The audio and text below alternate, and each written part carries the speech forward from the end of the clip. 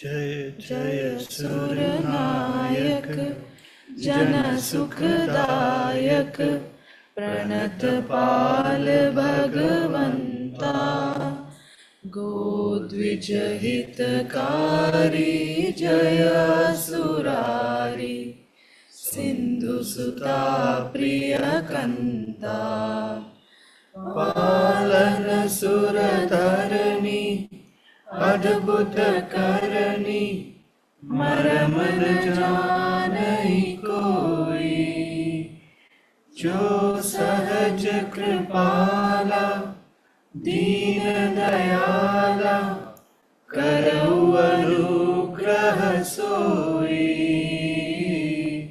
करऊ अनुग्रह सोई। जय जय अविनाशी सब घटवासी व्यापक परमानंदा अभिगत गोतीतम चरित पुनीतम माया रहित मुकुंदा जेहि लागी विरागी अति अनुरागी विगत मोह मुनि वृंदा निशिपासर ध्यावहि गुण गण गावहि जयति सच्चिदानंदा जयति सच्चिदानंदा। जेहि सृष्टि उपाई त्रिविध बनाई संग सहाय न दूजा सो करऊ अघारी चिंत हमारी जानिय भगति न पूजा। जो भव भय भंजन मुनि मन रंजन गंजन विपति बरूथा मन बच क्रम बानी छाड़ी सयानी शरण सकल सुर जूथा शरण सकल सुर जूथा। सारद श्रुति शेषा ऋषय शेषा जाकहु कोई न जाना जेहि दीन पियारे वेद पुकारे द्रवहु सुश्री भगवाना।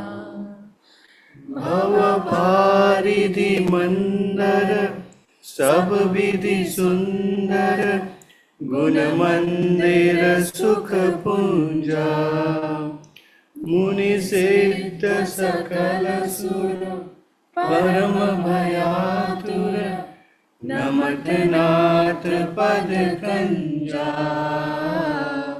नमत नाथ पद कंजा। जय जय अविनाशी सब घटवासी व्यापक परमानंदा अभिगत गोतीतम चरित पुनीतम माया रहित मुकुंदा जेहि लागी विरागी अति अनुरागी विगत मोह मुनि वृंदा निशिबासर ध्यावहि गुण गण गावहि जयति सच्चिदानंदा जयति Sachchidananda.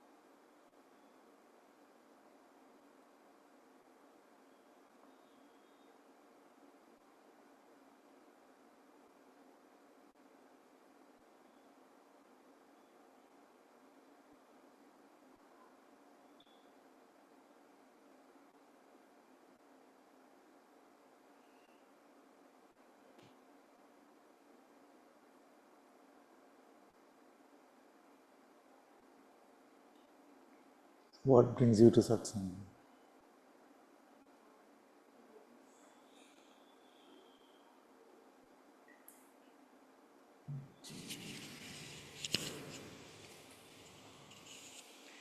So this is my first time. So actually, my father-in-law's guru had Is his guru had asked us to pay a visit. So we just came here today. Guruji said, I can't hear you so well. Yeah. Oh.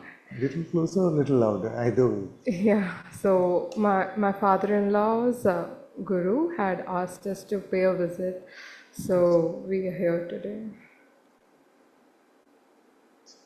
What is Guruji's name? His name is Kannaya Swami.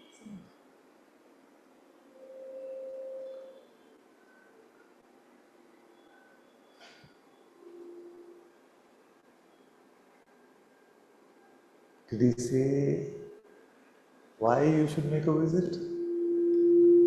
No.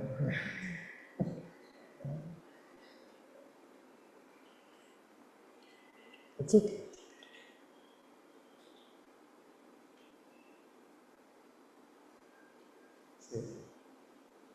You wanted to say something? No.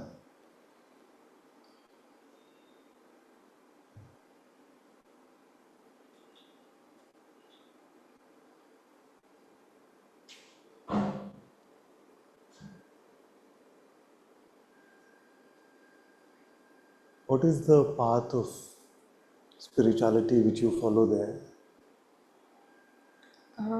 This is very new to me, but I am getting introduced to Advaita itself. Not even sure if that's the right answer, but I'm still finding it. Yeah. Over there, the Guruji teaches you what? Yeah, he is the. You want to pass the mic to him? Yeah. Just feel at home, don't worry. We're just having a conversation. Namaste, Guruji. No. Actually, his name is Kannaya Swami. Actually, from the past 15 years, I had been to Ramanashramam. Just as a devotee of Bhagavan, because I don't know the exactly the practice of that self-inquiry. Then just I have gone through some of his literature, Swami. Then I was chanting the Guru Mantra, Upadesha given by my other Gurus, Mantropadesha Guru. Then I somehow attracted to Bhagavan's teaching. And now only recently he advised me to attend to your classes.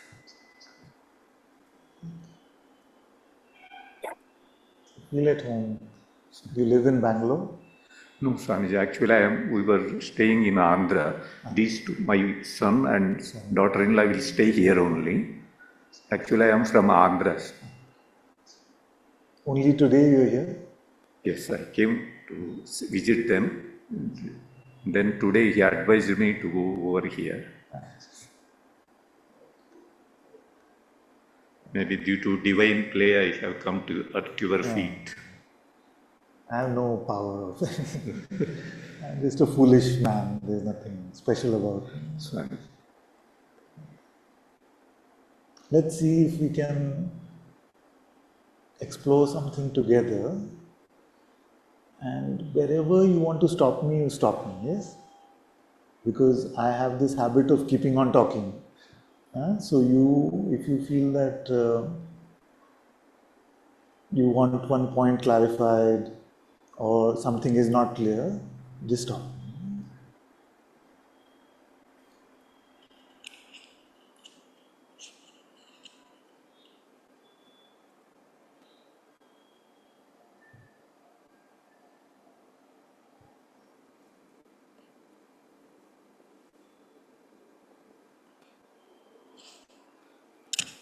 So we come to spirituality, like we come to everything because we want something. No? We don't, in today's world, we don't do anything unless we want something, you see. So whether it is peace or joy or love or just freedom from our problems, to have a stress-free life, you see. So many people come into spirituality for that. How does it happen that in this inward journey, something changes about our life? We must be coming across something which is beyond the ordinary, isn't it? It's only because there must be something which is beyond this realm of Maya that we come to or we come closer to, and then that brings us to a point where our life seems freer from suffering compared to what it was before. So you used to do japa mantra, now you're doing self-inquiry. So you must be finding something as a result of that, some seeming benefit must be coming. And for me, what is not of interest is the benefit, but who causes that benefit to come. Huh? That must be important, no? It is not the gift that he gives, but who is the giver of the gift. That is more important. So who is the giver of the gift? We know. Say it, it's okay. Who must be giving that gift? Whether it is peace, whether it is love, whether it is joy, it must be God only. No? It must be God only giving that gift. So, in what form can we come to God in this human existence? In what way can we meet God in this human existence? What way?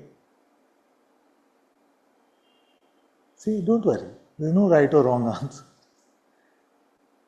If you open up, then I know where you may be getting stuck or where I need to push a little more. So in what form is it? Okay, let's start with the very basics.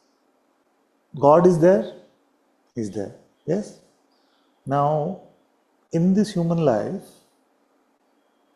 when we are living in a world which is full of appearances and disappearances, full of all this, what we call Maya, we can see reflections of God, but we don't meet God directly, isn't it? Now, in this human existence, is it possible for us to meet God directly? What do you feel? So when we do the self-inquiry, when you ask, who am I? Who are you hoping to encounter? Your true self? And that is called Atma Darshan. Isn't it Atma Darshan? And there is no difference between Atma Darshan and Atma Gyan. It's the same thing. Yes? So, if you wanted to meet yourself, why do you have to do the inquiry? Why not just look in a mirror?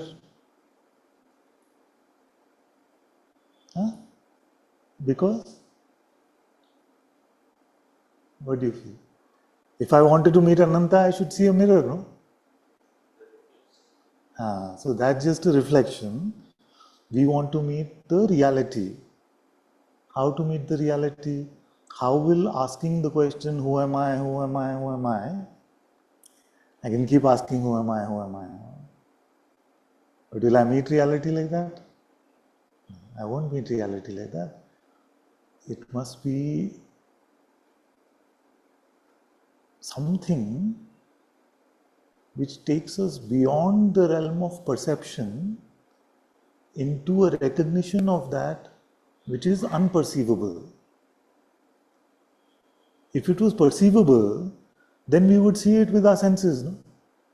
We wouldn't need to bother with inquiry, we wouldn't need to bother with chanting any prayer. We could just say, where is it? Where is it to be found? Because everything that is perceivable has a location. You see? So if the reality of God, not the reflection of God, if the reality of God was perceivable, then somebody would be able to give us the address. All these great sages, they would say, I found God, this is the longitude, this is the latitude, you go over there, you will find God. But can we find God that way? So to find God, which way we have to go?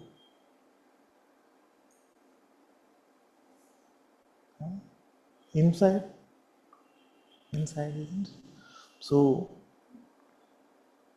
when we ask, who am I?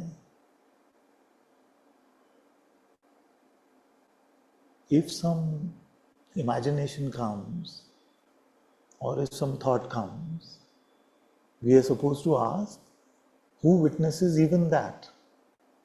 Who is the witness even of that? So then we ask, then what happens?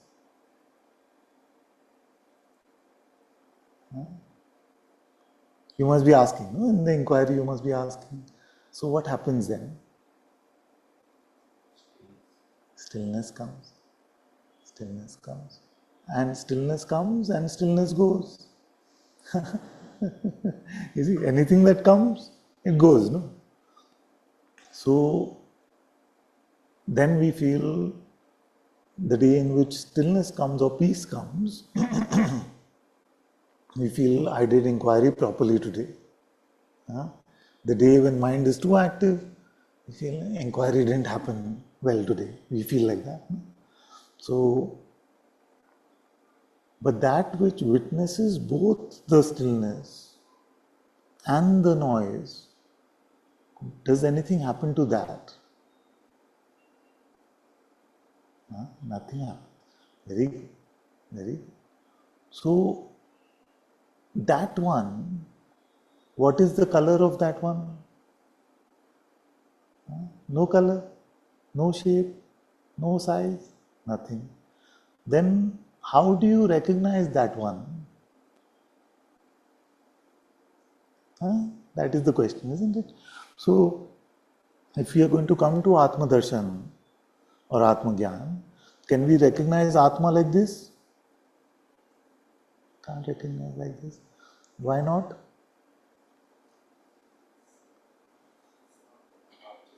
It's not an object, exactly. Every object has some attribute, some guna, isn't it? Now, we are looking for that which is beyond the gunas. It is leading to the nirguna. Yes. So, what capacity do we have in which we can find the nirguna? Can any of our senses meet the nirguna? Cannot meet. You see? Can any of our thoughts capture the nirguna? Cannot capture. So if senses cannot do it, you see, and thoughts cannot capture it, then what else do we have through which we can come to darshan of Atma, darshan of reality? That is the question we must look at first, isn't it? So, because many are waiting for an experience of the self, but they think that the experience will be like a worldly experience, or they think that some fireworks will happen, some byproducts will come, and that will be the self. But it is not that. We have to use a different lens to meet God. Because God cannot be met with this lens, cannot be met by thinking, no matter how much we think and how much we perceive. With me so far? Any doubt you ask me? So,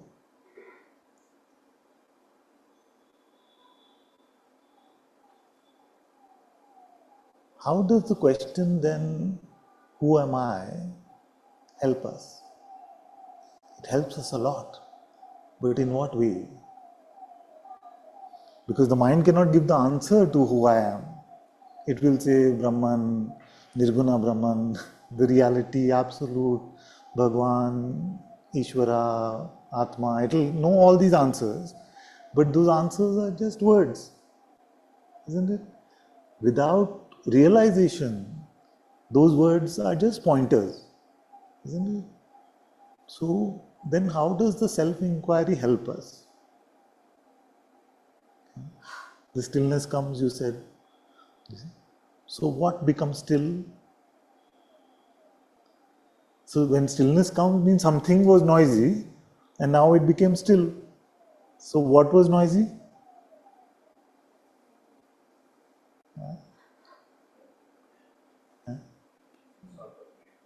Yes, exactly. So our mind which is so noisy, then it became still. In that stillness, we allow the Sadguru presence within ourselves to awaken. The intuitive capacity within ourselves to awaken. You see? So the Atma itself is the true Guru. This body is nothing. No body is anything. You see? The true teacher is the Atma itself, which we call the Sadguru. You see? So the Atma is the Sadguru. In that stillness, because we are not thinking me, what will happen to me, what can I get, when will I be free, all that me is gone. In that absence of the obsessive grasping at me, in the absence of that, the true teacher, which is the Atma within, shows us through its inner eyes. Don't imagine any of this. I just have to use words. Shows us through its inner eyes the reality of what I really am, which is Nirguna Brahman.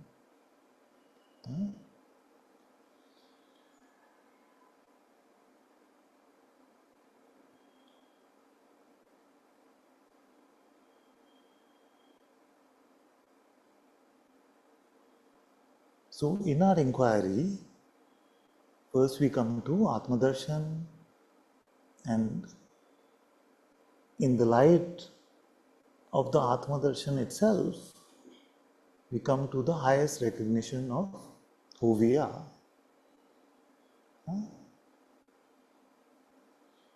That is why the Guru is called the bringer of light, because it is a unique light. It is not light like this, because in light like this you see that which is perceivable. But in the light of the Guru, you see that which is unperceivable. That is why it is a unique light. So that is the true light. Because that unperceivable reality which you are can be found only in the light of the Atma within, which is the true Guru. The outer Guru job, and your Guruji must be doing it very well, is to bring you to the inner Guru. That is the only job actually. So, the ones who are servants of God, who play the role of teachers in the world, but actually are just servants.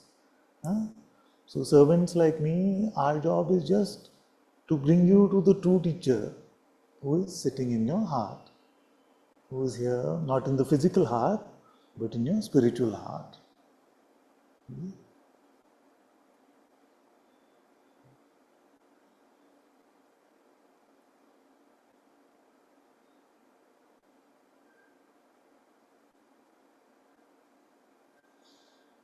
Now, how many times do you have to do the inquiry before Atma Darshan can happen? 100 times, 1,000 times, million times? That nobody can say. Why can't anybody say?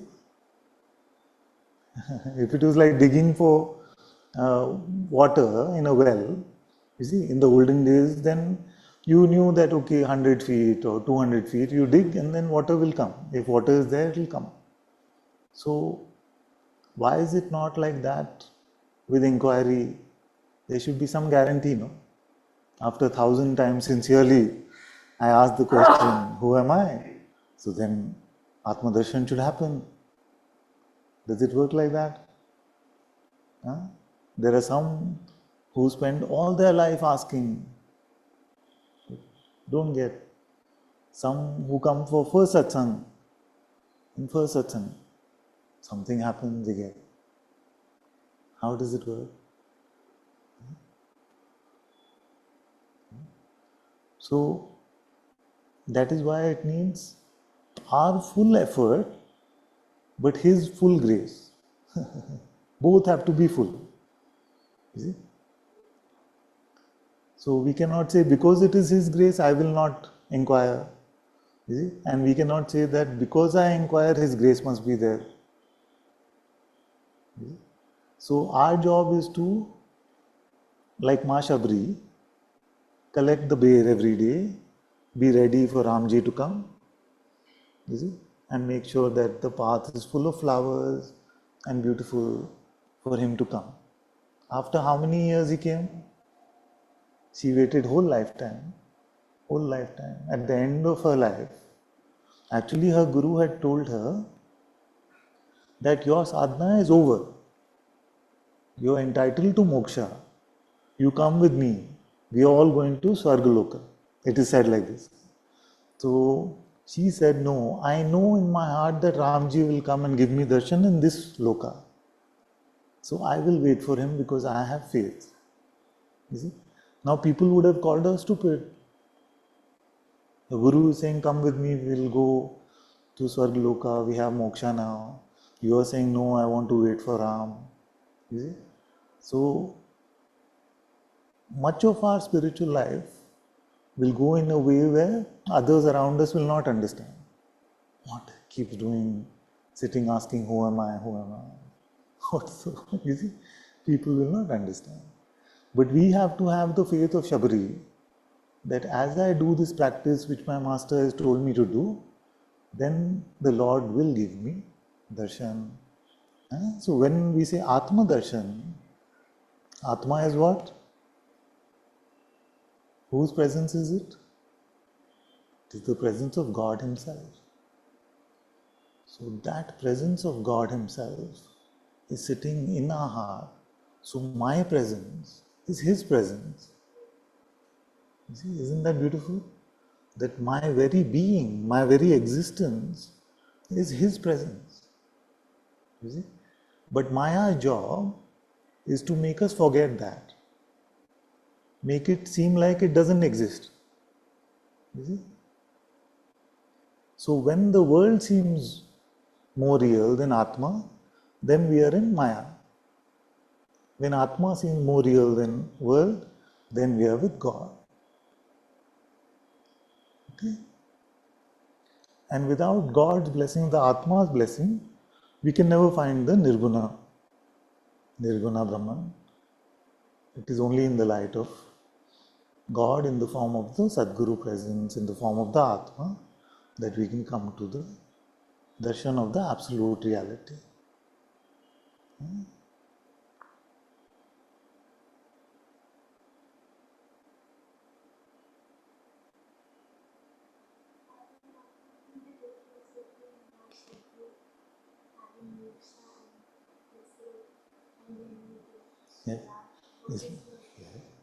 It's like the conversation we were having that day. That one, someone, apparently, I feel it was something lost in translation, but apparently someone said that if you worship God as something different from you or greater than you, then you can never be enlightened or never come to moksha. So My it's okay. apologies, because I No, was it's the okay. instigator. It's I think what was said, so I went back and read it. Because if you realize, you come to the experience of the self, yeah. then it was said that this part was that stay like that and stay as him. That is your devotion, your sadhana, is to stay with him as him and recognize that stay grow metaphor. The body was real, was an appearance. Exactly. So I apologize if it No, came no, no, out it's as very good. heresy. No, not at all. More like Not heresy. because I instigated it, but it was really kind of a art, maybe to No, a it is. simpler way, or in this person's view. It was very good that you brought that up, because many times we can have these doubts, and it's very important that they come up in satsang. So I look at that also as grace, that it's very important that we talk about these things very openly. So my feeling at that point and at this point was that for me, if I can't bow down to God, if I can't pray to Him and love Him in this way, then I don't want enlightenment. See? I don't want enlightenment without devotion. See? And I don't want devotion without insight. See? So what was on offer was very beautiful, probably the highest. And yet, for a bhakta of Ram, anything cannot compare to being with him or meeting him. So, both the paths of bhakti and jnana are very beautiful and ultimately meet as one. You see, Bhagavan himself said that, like two wings of the same bird, one is bhakti, one is jnana. You see, you can take whichever side and it will lead to both at the end. Is the Matra. Very good, very good, very good. So, yes, from bhakti we can come to jnana, and in some cases from jnana also we come to bhakti. So, what was the? So we said that no matter how much we put effort into a sadhana, there is no guarantee of it, and yet we must put full effort. You see, our faith is the only guarantee.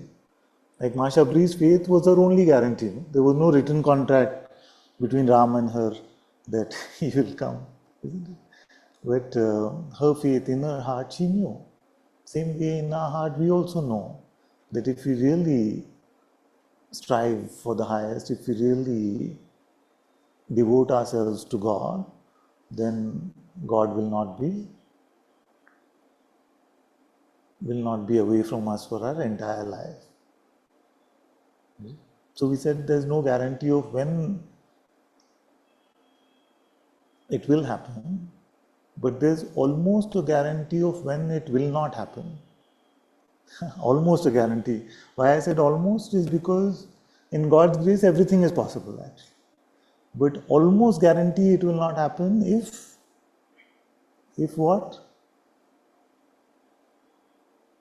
Do you know? What is? Yeah. So if the lane is very narrow, huh? There is space only for one, either God or me. When there is me, they cannot be God. When there is God, they cannot be me. So if we are doing our spirituality also for me, and God is for me, instead of me being for God, then that becomes the obstacle, especially when we are using things like the inquiry. Because many times I've noticed that in the inquiry, when people are inquiring, they're sitting on a me and then saying, who am I? the me bhava is too strong. You see? And the inquiry itself will help to dissolve that in some way, but that can seem like a very tedious, difficult process. So it's very important to let go first, empty yourself, you see? Empty yourself. And from that empty bhava, empty place, then ask, who am I? You can see the difference? Like when somebody is talking with the man, with the me, like that, like who am I? Like Ravan. And with the humility of Hanumanji, but who am I? Who am I? And ask for, before you start your practice, ask for God's help. Pray, bow down to God and say, please assist me in this process. I can't do it. You have to do it for me. And please dissolve, help me dissolve whatever this ego, this pride that remains here.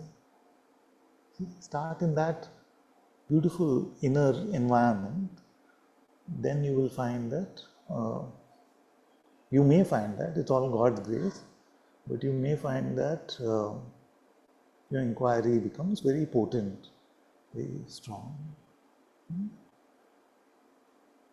Father, you said full effort and full grace. Yes.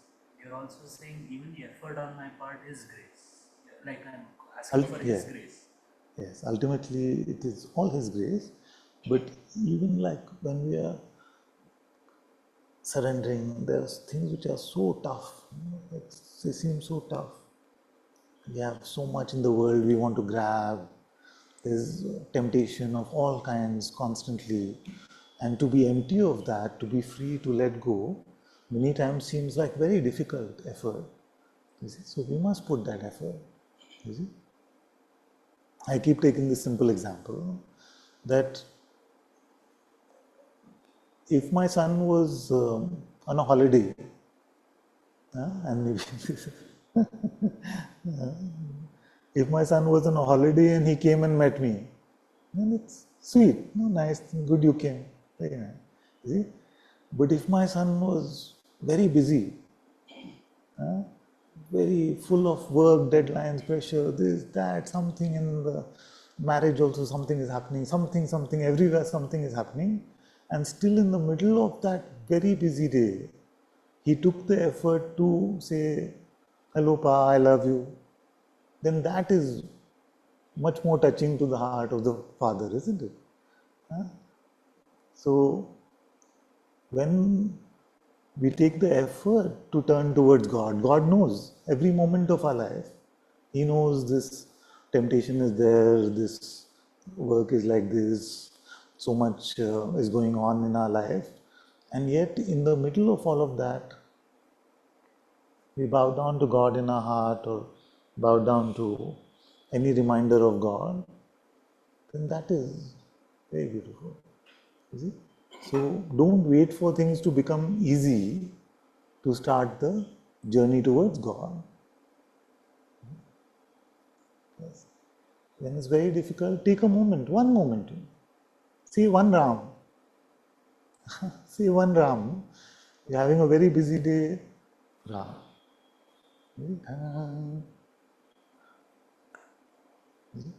So those moments are very valuable. So then our inquiry becomes a process of deepening of faith and devotion as well. Otherwise it becomes a very dry, just a mechanical seeming process, which it isn't. It's a very beautiful process which is right from the Upanishads. It is made available to humanity to come to self-discovery, to come to Atma-Gyan.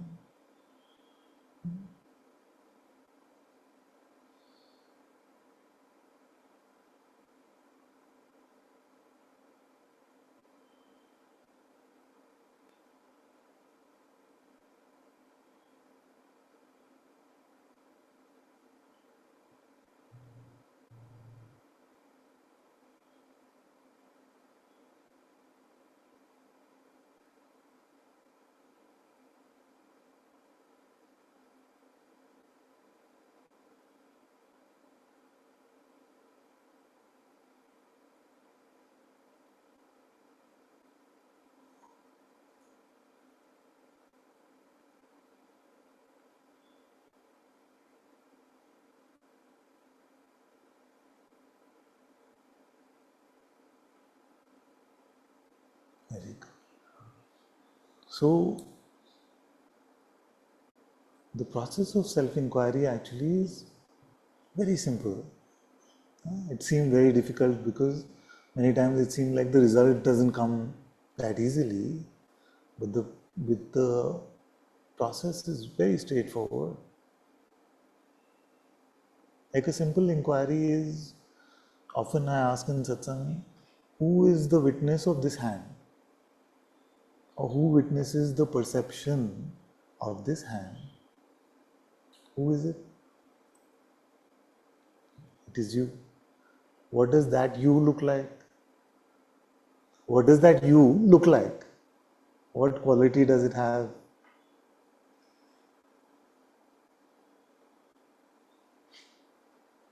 No quality. That's where it gets confusing. Because that is the Atma Gyan I'm looking for, of the recognition of the qualityless I. We are looking for the recognition of the qualityless I. You see? Now, who is aware of the perception of this hand? The qualityless I. That is what we are looking for. You see? So, confused? I'm surprised if you're not confused because I would be very confused. So, don't worry, just be open with me, don't worry. So,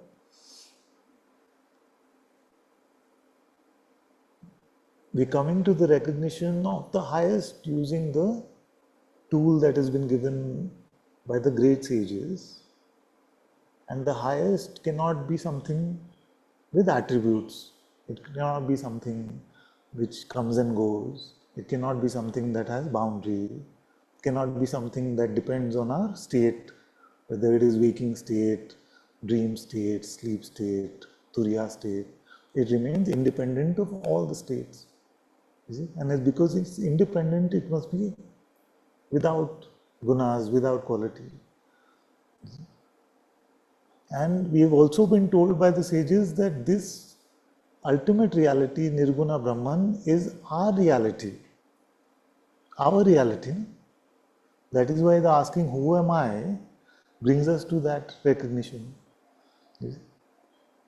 So, I am asking a simple question.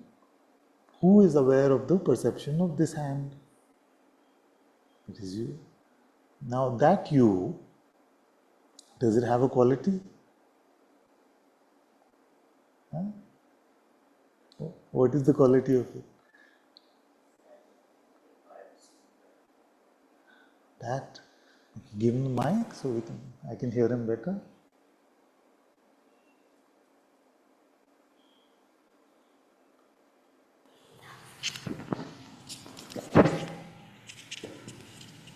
I feel that I am seeing you, that feeling is there. That feeling is there. Who witnesses that feeling? Me, that also comes with body identification.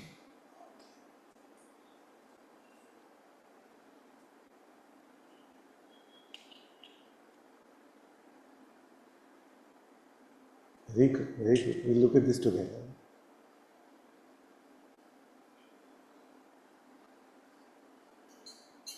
How do you identify as the body?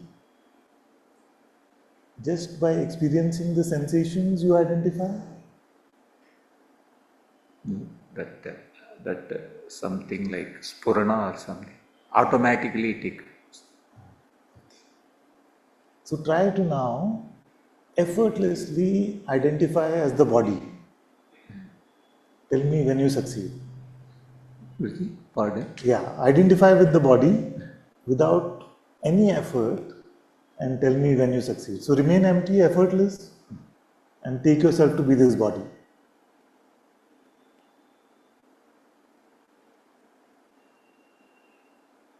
Did? You are the body?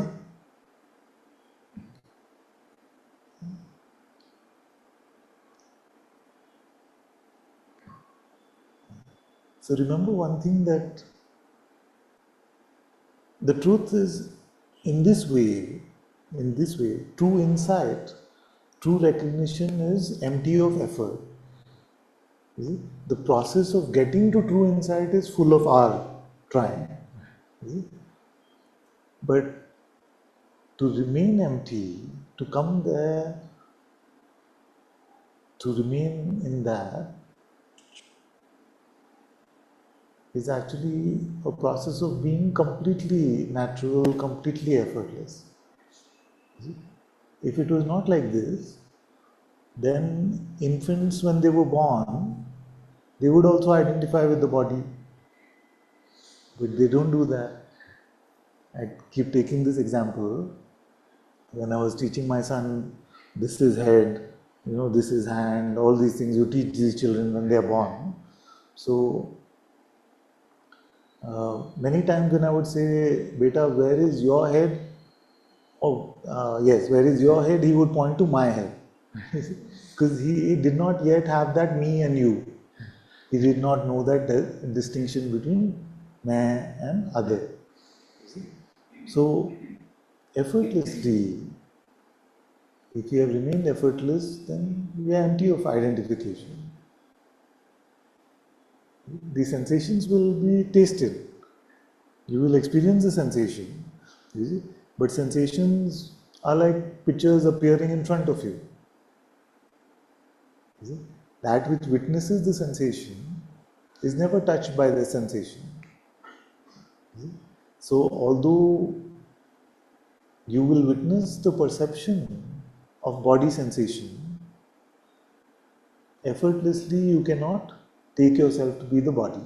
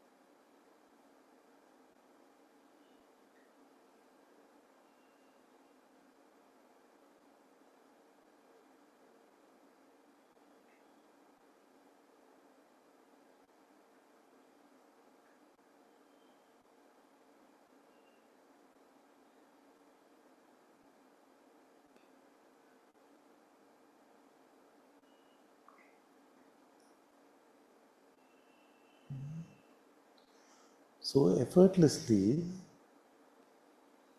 you recognize that it is your nirguna reality which is aware of the perception of the world, of this hand. When you start putting effort, then you say, I am getting mixed into it actually, this is what's happening. Okay? So remember that when we are stuck in Maya, to come towards God takes effort. When we are with God, then to come back to Maya also takes effort. Is it? So when the inquiry has helped us into true recognition, then the mind comes with the story and says, no, but this is the body itself, or this is some story it will make, which takes you away from the pure insight. Is it? Because we start relying again on the me rather than the Atma. You see? So when we believe our thoughts, then we are creating distance between the true teacher in our heart and ourselves. Because with our thoughts, we are relying on our own intelligence, our own concepts, our own knowledge. Is it? But to come to God, to be with God, we have to have the innocence of a child, innocence of an infant. Is it?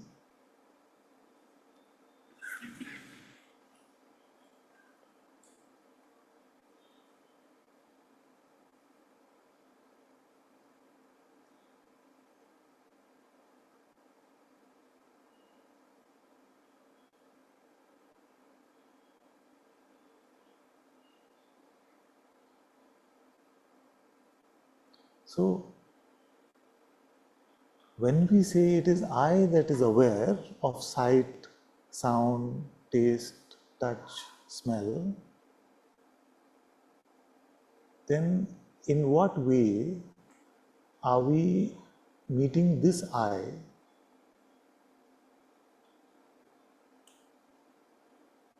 Getting the question? We say that I am aware of all perception, and actually there is no such thing as perception. Perception is just a word which stands for sight, sound, taste, touch, smell. All that we can't say every time, so we say perception. So I am aware of perception. This insight, do we see it? Do we smell it? Do we taste it? In what way do we find it is I?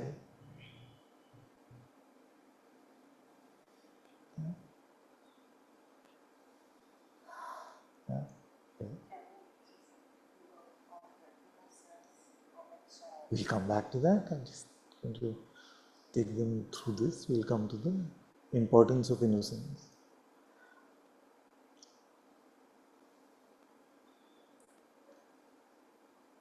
How do we know?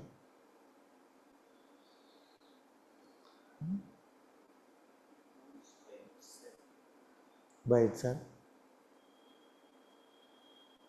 And if that is it, if that is an it, no, then what is its relationship with I?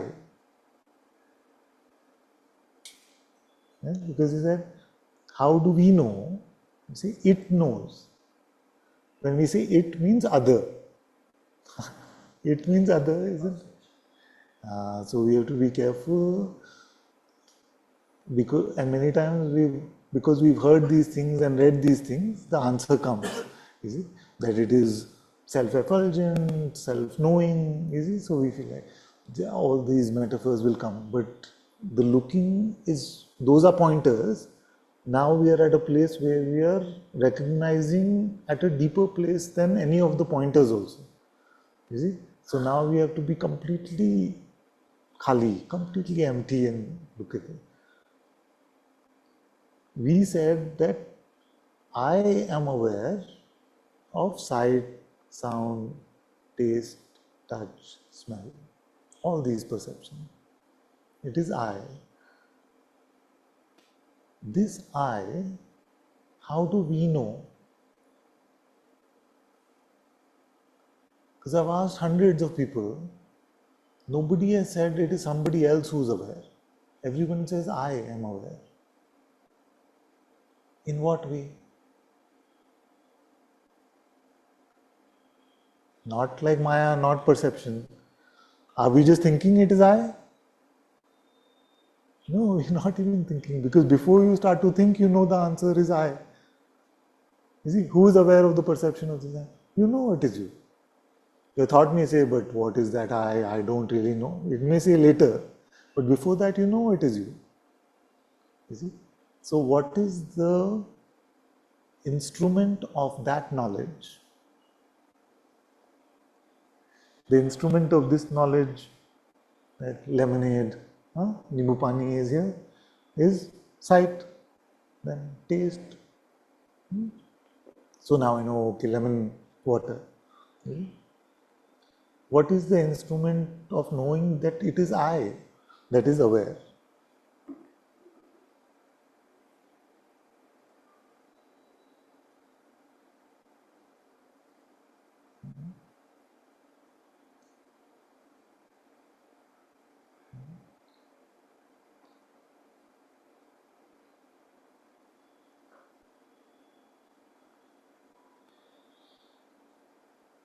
So two instruments that we rely on constantly is perception and thinking. But this, which we are all confirming, doesn't depend on perception or thinking. So what is that?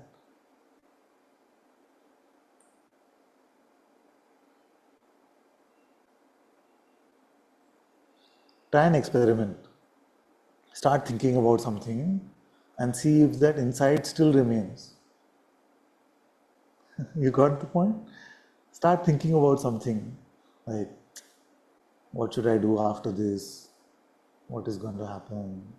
You see, something like that. And then what happens to that insight?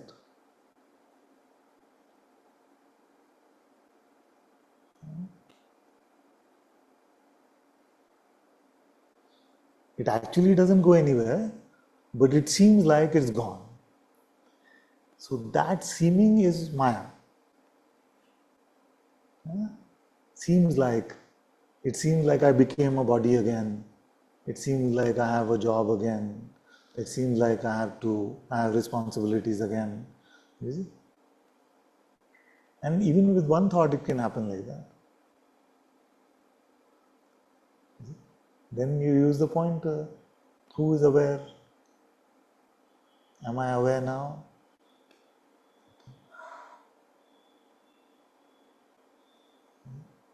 Nothing actually switches, but it seems like we move back. We move to a deeper place. That is because we are accessing the help, the assistance, the guidance of the Atma within.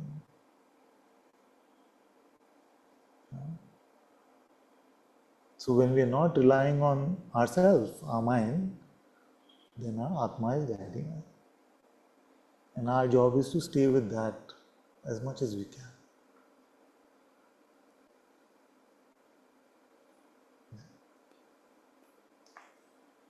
If you commit to stay with it 100%, then you will be able to do it a little bit. If you commit to stay with it when you have time, you will not do it at all. You see? Because why? Because Maya is compelling. And it's not that our intention is bad, it is because Maya is the most compelling. You know little Hindi? So Kabir Das ji said, Maya Mahathagini. Mahathagini is biggest con artist. Why? Because very quickly, without realizing, you see, it has got us in its spell and we have left our true place. We have forgotten God's presence, the Atma's help, our true insight, you see, and we have gone with wanting things in the world and taking ourselves to be this body mind. Yeah?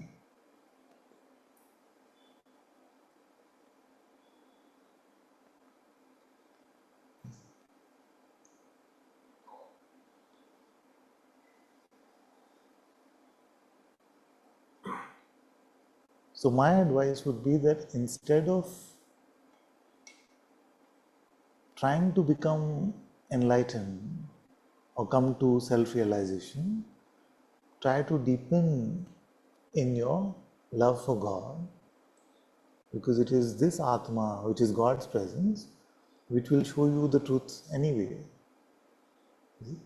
So in your inquiry, have full humility, have full devotion. Then your inquiry will seem like it is on steroids. It will be superpowered.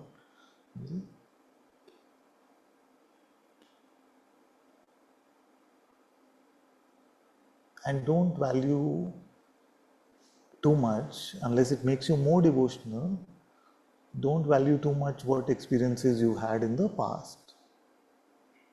Because that will only lead to spiritual pride, which will block your deepening. So fresh. I'm just a beginner. I'm just a beginner. I had no experience in anything, nothing. It is all God's grace today. What He does with me, it's all His grace. I'm just a beginner. Always have that attitude. That purity, that innocence will really help in the process. And why does it help? Because it's true. That God, reality is the immeasurable reality. Apar, asim. Whatever I have experienced of it, compared to the infinity of what it is, only little bit. Even when I can say that it is boundless, and yet my experience of its boundlessness is time. So always have that humility, that freshness. So then you won't pressurize yourself also, because one day you have a great experience in inquiry. The next day it doesn't come, next day mind is very active. Then we start to say, no, it should happen like that, I have like that. You see, no, today is fresh. And we don't know what is better for us. He knows what is better for us. So sometimes He gives us prasad very easily. Sometimes we have to really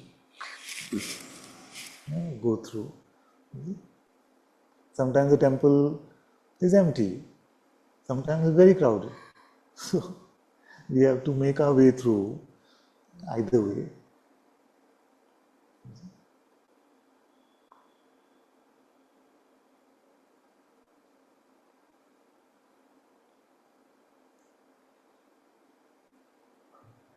Yeah. He also had this one question.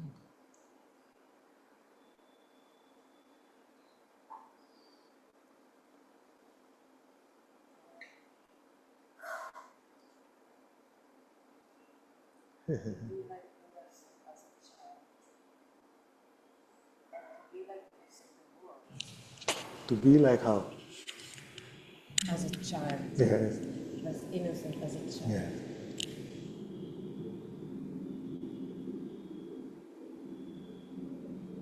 Mostly that is seen as weakness. Yes. The world runs over.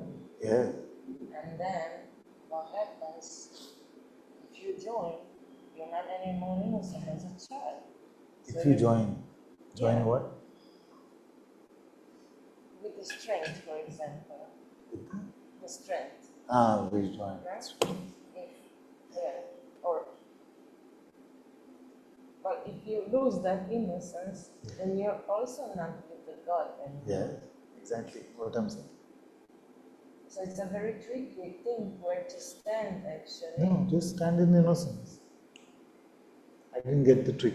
And you just get it run over. Yes. And it's painful. Yes. Over and over and over, like that. And if you can. Yes. Yes. Because that is actually the issue. It is painful to be Yes. like that. To be like that innocent in this world where actually that is considered Weakness, as stupidity. stupidity. Yes.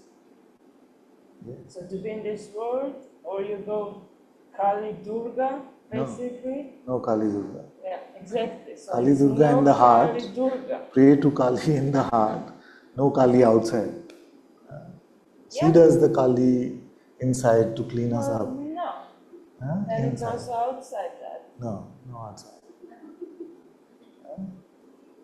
You pray to Kali, then you're praying for her to clean you up. You are not losing your innocence. I might disagree. Say, don't worry. Yeah, So you I would I'm disagree a saying bit. stay with a child. Can you pray to Kali without being a child? Like pray to Kali and say, buddy, come, let's be together in this. No, you have to become like a little baby and then pray to Kali. Like praying to Kali is a big, big, big invitation to innocence. Because she's not going to take this much pride from you. This much. That's why it's Kali. You're not praying to Saraswati, you're praying to Ma Kali. It's all one God who He's made it so beautiful that we can relate with Him in that way which most resonates with our heart. So say it is Kali for you. You see? Try to meet Kali with some pride and see what happens. No, don't try. I'm just saying that. But you cannot do it. Because you're saying that I want this demolisher of all that is evil, all that is dark, all that is separate from God's love.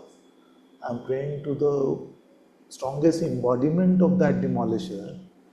And you're saying that you will have your own 2 feet to stand on in that process? No. You will be flat on the ground while you're praying to her.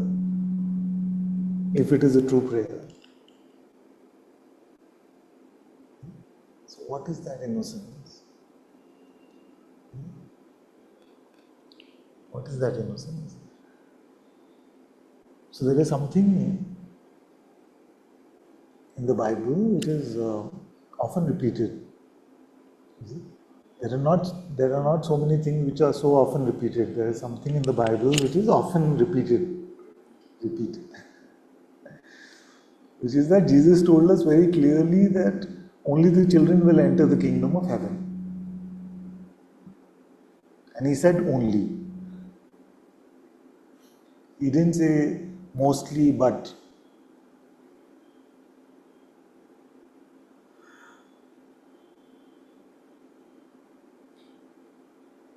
I know I'm going to eye to the person, but it's an issue because It is an issue. It's an issue. I'm not at all saying it's not an issue. Because am I like that child? I'm not. It's an issue because I still have too much Ananta. Am I like that infant? No, I'm not. I'm working on it. I'm working on it. Is any one of us like that child? No, we are not. I'm working on it. And we cannot do it by ourselves, but we have to try and pray for His grace. But it's almost, from the experience that I keep receiving, Yes. it's almost always the same issue. Yeah. I go completely open and loving. It's that feeling of peace and God. And the next moment, run over. So Yes, it's my like child. it would teach me, don't be like that. Yes. Don't be like that. Yes, It's my like the child. teaching I'm is saying the again and opposite. again, yes, because that is the design of Maya. And it's That is Maya is not going to say, well done. Deepen more, become more innocent. She's going to say, you're going to be exploited, your children are taking you for granted, the world will spit on your face, you have the most thankless job, you're wasting your time, nobody's getting anything. I'm saying for myself, that's how the mind can attack. You see? but sometimes So, and in spite of all of that, which seems so true at times, to just remain in innocence and say, you guide me, you move me. That is innocence. that So one thankful tip I have for you is that I feel like there are two compartments in your mind. One is how to be that innocent child, and one is how to be like the power with yourself. You see? Now, what is the innocence that I'm talking about? I'm talking about the innocence which is empty of the meaning and doesn't know what to do, does not have an image of what that looks like. You see, it does not have that image that I'm loving and giving, and it doesn't have any of that image. You see? It is just waiting to be moved by God, waiting to be guided by God. so kind that state is happening, Yes. boom. Yes, exactly. So, but the issue is here, okay, it's a very familiar thing, but the issue is when you go so many times open, empty, over again, Yes. at one point, it's like almost like you twist on the other side because you've done it, you've tried so many times and it's so many times, and at one point it's like, no more, Of course. because it's too Yes. broken. Yes. So, and then it's gone, the innocence, Yes. no? So, but again, over and over. Two. I have no dispute with anything you've said so far. I'm only here to invite you, if you feel like you're now decided to rely on your own strength because you're hurt so often, I'm here to invite you in again, because I promise you that one moment with the Atma, with the beloved in your heart, is much more pristine than a lifetime or many lifetimes of not being hurt ever. Without this, what do we have in our life? What will you do with all your power and not being hurt? This is zombie life. It's tough. I'm not at all undermining your experience, and I'm sure you've been through a lot. I'm not undermining that at all. All I'm saying is that this is the way of this world, that Maya tries to again and again scare us out of our innocence into a egotism, and we have to keep returning back into that innocence. It's not easy. That's why I'm not at all saying it is easy. Because now I also feel it's not, I mean, it's partial. I know kind of that this is the design, basically, but it's also kind of issue with the Satsang and you, in a way, because I've been hurt, and I know it works like this. I'm familiar with it, but somehow it's like, I'm even like, when I'm here, yes, but I'm even considering that I'm not coming anymore. Yes. And I know that is the part of the mind, and because it just plays over and over and over. Yes, right. And mostly by grace and God, 90% I'm like, I just quiet, nothing. And it's working, but sometimes it's not. And it's like prevailing, it's really prevailing, especially because of this recent thing. And yeah, it's starting prevailing.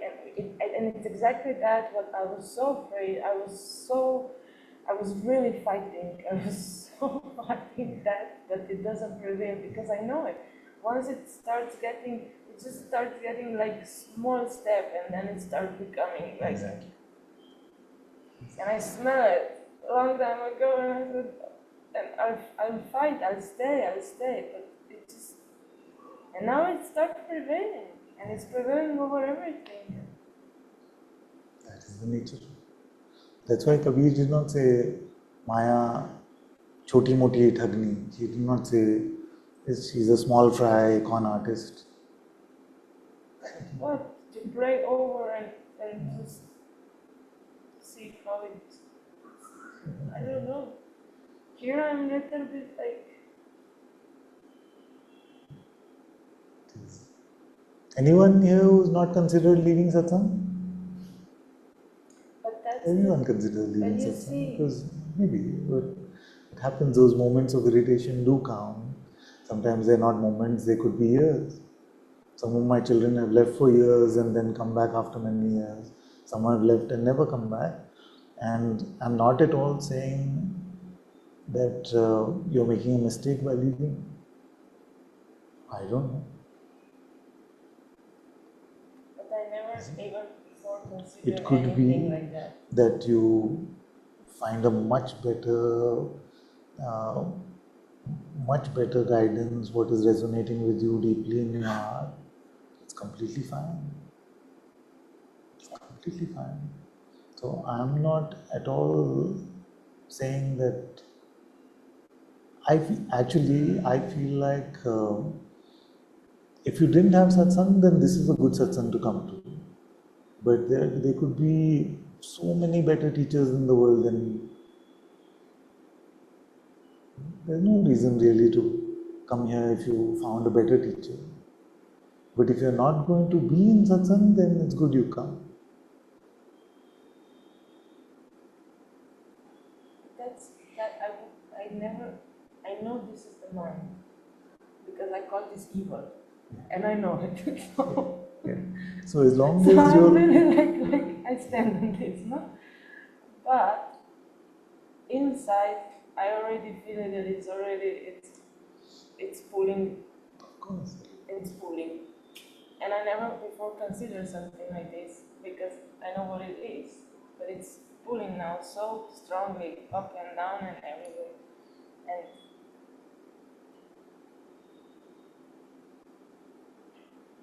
yeah, well, I'm going to. I have the same problem. Now, you may not believe that I have the same problem. I have the same problem.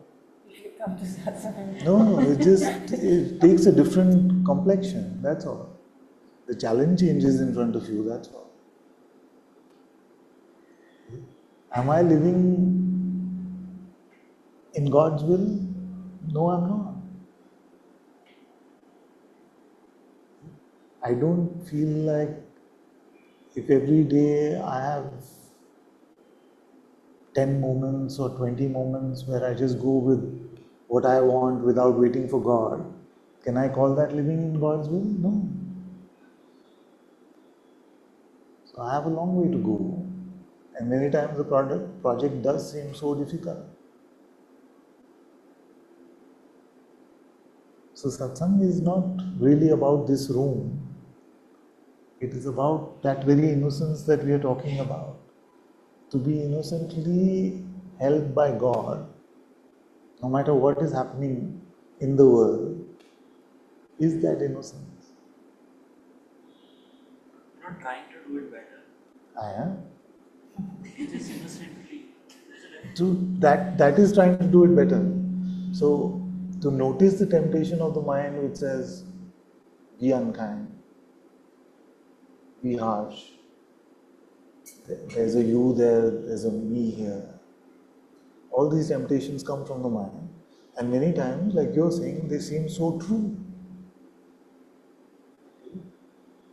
So, for example, if a child that I've nourished with all my heart for 10 years suddenly says, oh, but I don't like you, you're terrible, you're the worst, I wasted 10 years of my life. You see? Then the mind uses that opportunity, even here, to say, that's really ungrateful, that's really unfair, how could. It plays that. And I try to stay with God and innocent and trust and pray for that one and to love that one with all my might. But do I succeed every time? I don't. Do I succeed sometimes? I do. Are those sometimes increasing very slowly? Yes, they are.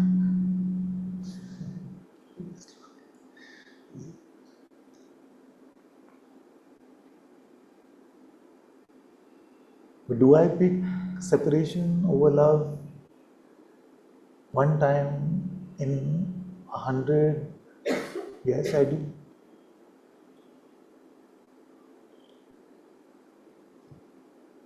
That's why I said I'm not a Swami, I'm not really a guru or anything, I'm just a foolish servant of God. What helps you become better? This, reminding myself of Him, reading the words of the sages, immersing myself in my discipleship. So my number one job in life is discipleship of the Atma. Secondarily, it is to share what he is guiding me to. Am I good at my job? Not really. I'm trying.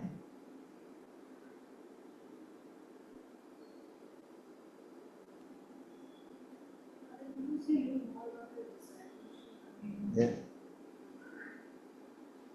All the truths that we will ever understand will be only from the Atma within. Not one line of spirituality, not one alphabet of spirituality can be understood by ourselves without the Spirit. It is called spirituality because it is taught by the Spirit. So, to come to satsang, to come to a teacher, means that we are trying to come into the presence of that Atma through another instrument in front of us, because our own relationship is not so strong yet. But coming into the discipleship of an outer Guru is to come in with that hope that what he is sharing with me is coming unfiltered from the Atma within. Otherwise, there is no point. We are not doing spiritual performances. You see, it's not about, oh, he knows the scripture so well, or he knows the Sanskrit so well, or he knows. We come into satsang because we want to get a taste of what the Atma's guidance is for us. You see? And that is why my job is to be naked, is to be empty as much as possible, to allow him to speak from my heart, God to speak from this heart.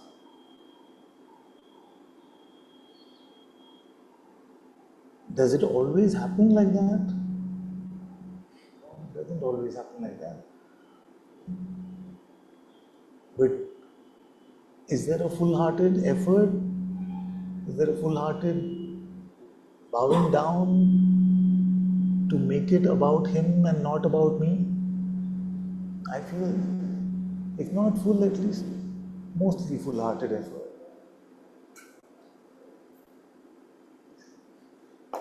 And that's all that anyone can do.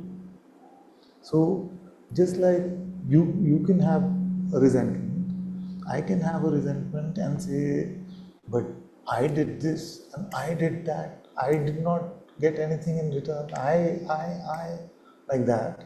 So I don't want her to come to satsang anymore.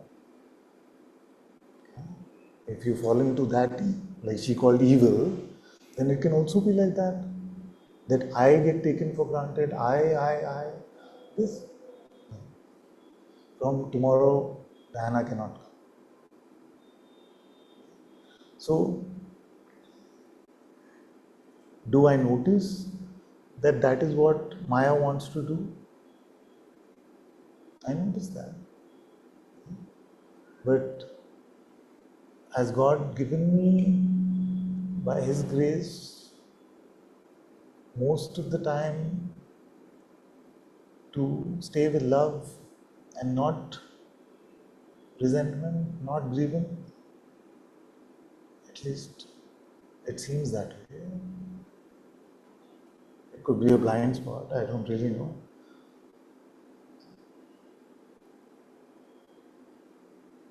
So this is the challenge of everybody's lives. And this is a lifelong project. The more we remain in Atma Jnana, Atma Darshan, the more sthirta, the more deepening we will have. But ultimately, it is always going to be Achint Veda Aveda. Achint Veda Aveda. Since the Abheda is recognized, that I am not distinct, but the Veda still, that tiny mosquito of Veda still plays for everyone. The tinier that mosquito becomes, their photos come on the walls. Did any of them say it is completely gone? And if they said, they would be lying. Because only the avatars can say that. God can say that. Only God Himself is perfect. All human, and that is the Veda. So you recognize the Abheda. I am that. But in that which I still consider myself to be somewhere, in spite of that recognition, can that give life? Can that create something out of nothing? So God will still be God. And yet, I see that I am that. That is why that Achintapart, that it is unfathomable. We cannot think about how that Veda and Aveda works. It's almost like Zen. Like a Zen koan, we can't solve it here. It has to solve somewhere deeper and give you insight.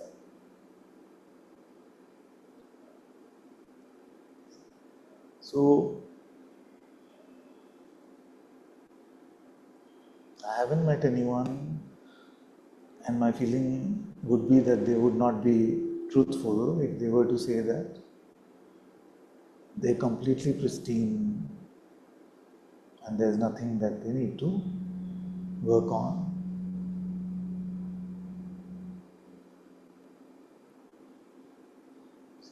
So this life is full oneness with God and full attempt to be in servitude to God.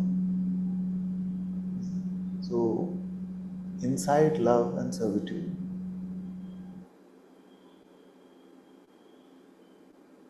All has to work together to make it a true spiritual life. Is it going to be difficult? Do we get hurt? We do get hurt.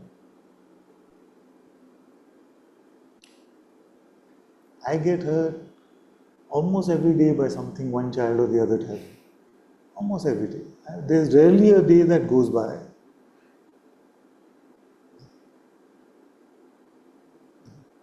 Also, there's this idea that those who've come to some apparent freedom, they don't have any sensitivity left in them. Zombies. They went from one zombie life to another zombie life. It's not like that. There can be a deep sensitivity, but does that stop me from blessing this child? Very rarely. Very, very rarely. From loving this child? Almost never. I hope I'm being true when I'm saying that.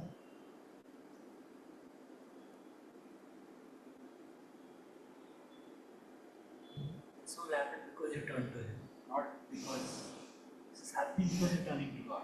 Yes. And I see that the boy who started sharing satsang 12 years ago was very immature compared to this one. And I hope that this boy is going to be very immature compared to the one 12 years later, if there is such a one. Because if this deepening was to stop, if this love was not to become greater every day, then I don't feel like there's any point in living. So I hope that at 62, this man says that how I was at 50 was obnoxiously stupid. Just like I can say about that boy who started sharing satsang at 36 or 37. And yet, was that boy's insight about the highest reality true? By God and Guru's grace, it was true. It was true. Nothing to do with his greatness, all by God's grace.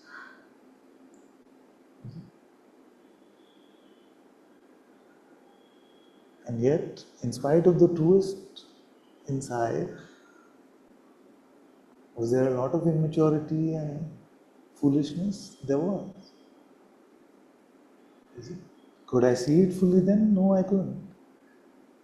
Can I see it fully now? I can't. Probably the one who looks at it later will say, look at you, how you were.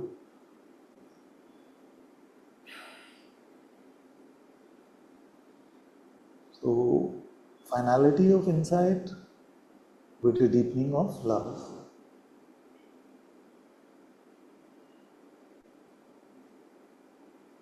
Cannot take out one from the other.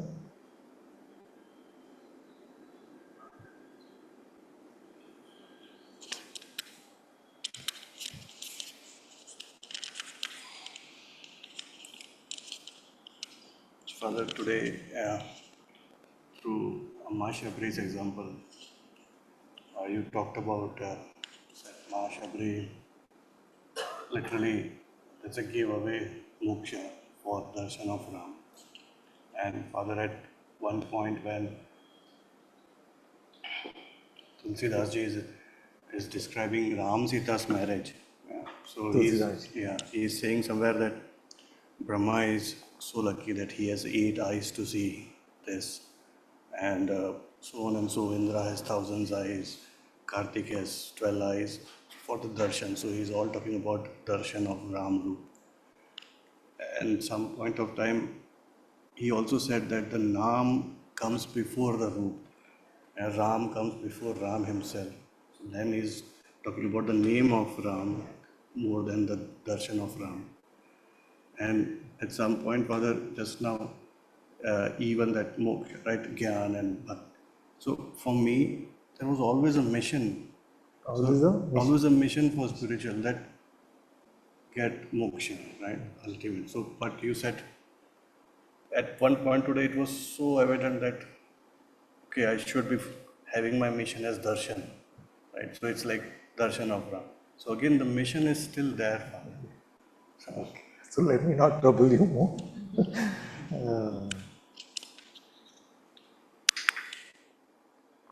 I started maybe somewhere and said that in reality there is no distinction between Atma Darshan and Atma Gyan. There is no difference. You cannot come to the darshan of the Atma without having the knowledge of the Atma, knowledge being capital K, not conceptual knowledge. So Atma Gyan and Atma Darshan is the same. So whether we call this Atma Gyan Kendra or Atma Darshan Kendra, it would be the same thing. Is it? So that is true. Now, in the process of the discipleship of this Atma within, we fall in love with an aspect of God. So deeply in love with Ram or Krishna or Jesus or any of the great prophets or the word Allah, whichever that aspect may be, we fall very deeply in love with that aspect. Maybe that, and then it just feels like it's not emotion, but it's like an amplified emotion. It's like an amplified spiritual heart. It says, without my beloved, I don't want anything. I don't want anything. But the beloved is such that you feel like he'll leave us without everything. So you can't game the system. You can't say, is he like that? But you know who the beloved is. No? So if we have him, his darshan, his ability to be with him, you feel like he'll let us be ignorant, full of avidya.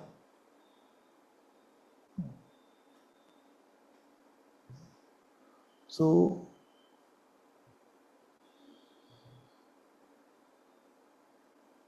just allow yourself to become silly.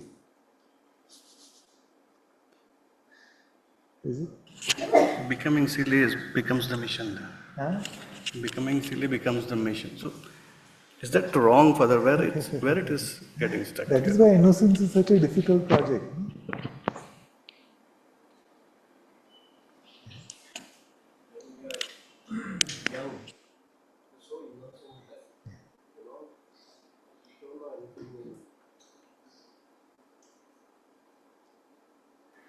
We are naturally in a state of being with God, and then that you feel it right now, that's how it is. But then, to deal with the outer world, that, we have created this projected image about ourselves, which makes it difficult um, to get back to that innocence. And most of the time, you are fighting is that projected image of what you have created only. Yeah. Most of the time. Yeah. Like 99% of the time, it's only you versus you, which Maya plays. And I think if you can beat that, you feel more closer to God, like maybe more 99%, But it's like easier to, like as I've been coming to satsang, it's getting easier to see that, be aware of it. And yeah, thanks for that.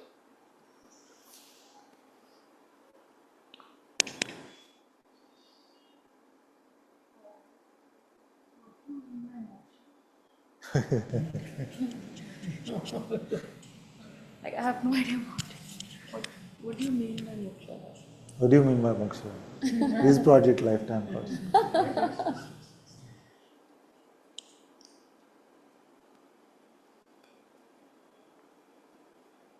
मुझसे क्यों पूछ रहे हो ये सब? मुझे नहीं पता। मुझे नहीं पता ये सब बड़ी बड़ी चीजें हैं।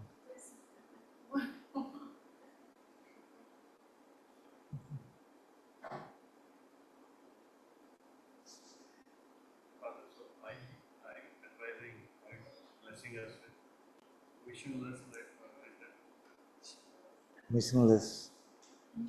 Missionless. Yeah. Missionless, yes. But you can only do missionless anchored in love. Like if you try to be missionless for a day also, we can't do unless we are anchored in love.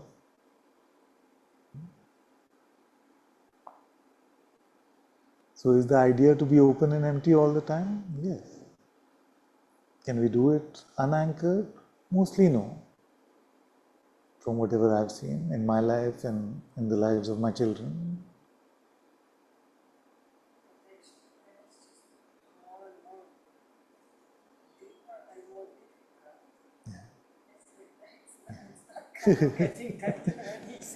That thing is getting better.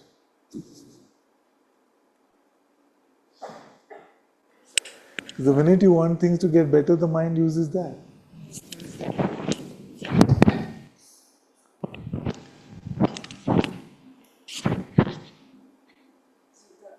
The effect of getting better, easier, all of it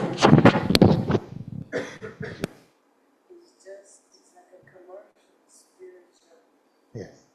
thing. And I just believe it.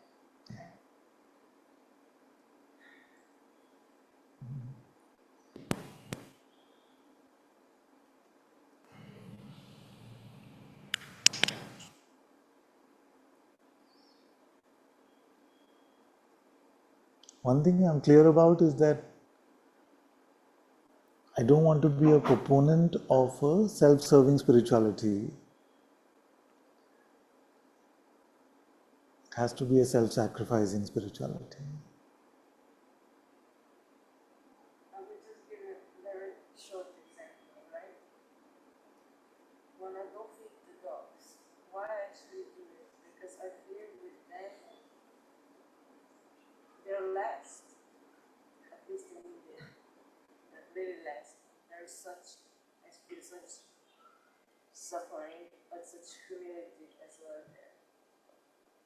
But that's why, because I love them, but it's so difficult over and again and again. And I was thinking I would be stronger, and it would be better, so I can do it easier.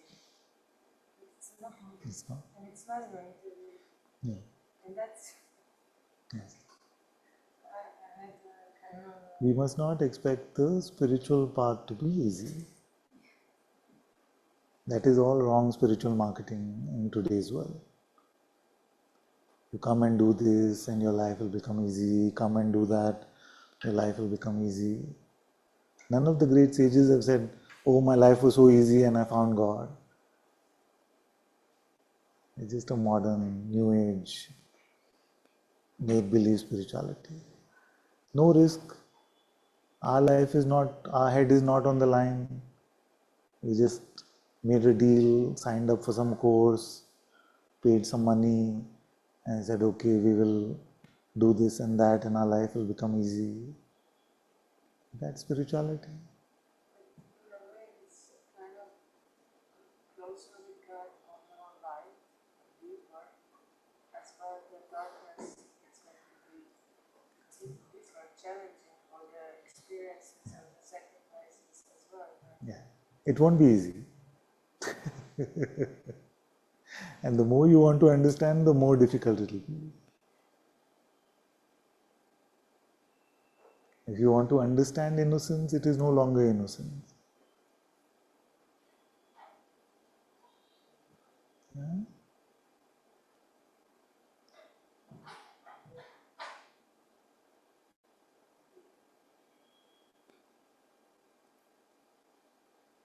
Are you calling it effort, and in a way you describe it as giving up, and this It's not also easy. I'm trying all the time, I'm giving up. It's just not easy. Giving up and trying, what is the easy in that? It's just not easy to fit God here. You can try and squeeze. It just doesn't fit. Because it's not easy to fit God into this universe also. The universe is a tiny grain of sand in front of God.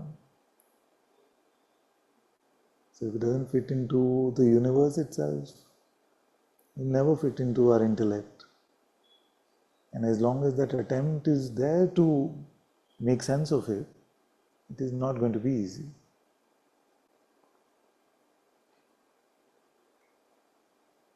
We surrender, we surrender, everything is yours, God. But we surrender with one eye open.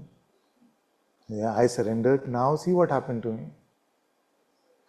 Every time I surrender, I get slapped. You see? Then, if you surrendered, then who is getting slapped by whom? You have surrendered. So if that tracking is still there, what have you surrendered? It's not a deal making that, oh, I surrender, my life will be easy. That would be a great deal, everybody would make it. You see, but true surrender, Jahir Vidhi Rakhe Ram, Tahir Vidhi Rahe. Yeah, whatever state Ram keeps you in, stay in that state. Who can stay? This effort to surrender also I should surrender. In a way you're saying that. If you can, surrender everything. But the checker guy doesn't leave us that easily. He's my arch nemesis, for ever since I started sharing Satsang. Okay, I did this. Now see what is happening to me. I gave everything to God except the checker. This happens to me. And the checker builds an experiencer out of us again. It makes the doer out of us again. So we surrendered the karta and the bhokta. But because of this checking, the bhokta comes back and the karta comes back. The doer and the experiencer seems to come back. So till we don't truly get over ourselves, it is not a surrender. It is an attempt at surrender, which is difficult.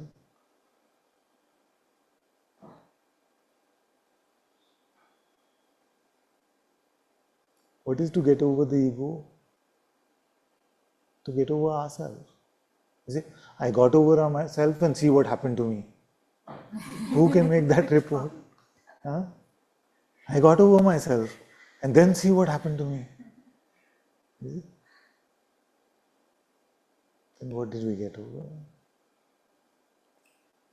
Because of this peaceful joy, peace, like, or the color, where you say your natural state, and just to be like that.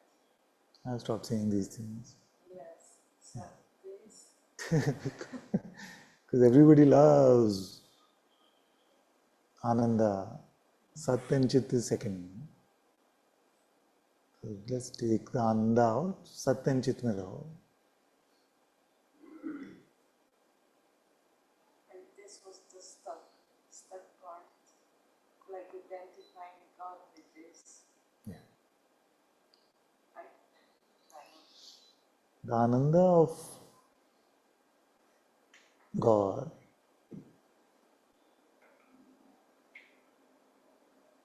is like one has to be somebody who has not slept for a week in spite of trying, and then they get 2 hours of sleep. Did they taste anything? No, they just slept. Was it the most blissful 2 hours of their life? It was, without any taste. So that's Brahmananda. What is Brahmananda? Without any quality, and yet it is Ananda. Then God in His grace gives us, in His presence He gives us love, peace, joy, bhajan Ananda. Because we are devoted to Him, He gives us one Ananda. So most of us hopefully are confused about that. But many times in the outpouring of God's presence, in the coming to satsang, in the coming to inquiry, whichever way, the outpouring is so much that there is even a worldly ananda, like you ate a sweet, like your mouth is sweet without eating a sweet. That kind of ananda we get. And if you have that, then you have to be very careful. You have to be very careful because the mind will use that as the benchmark for your spirituality. So you focus on Brahmananda. Don't worry about the objective Ananda.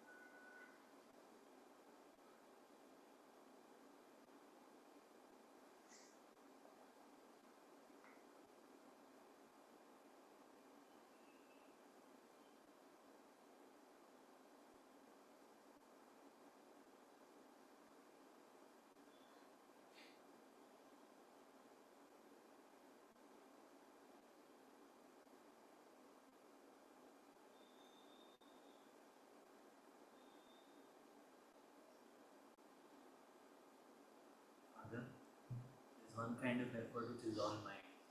Because the sadhanas you've given, they are effort, but when it's anchored in love, it's the right kind of effort. Is that what you're saying? Or even this is the wrong effort again? Yeah. This is the wrong. And if this was anchored in love, would it be the right effort? When it is, we'll see. Let's not speculate.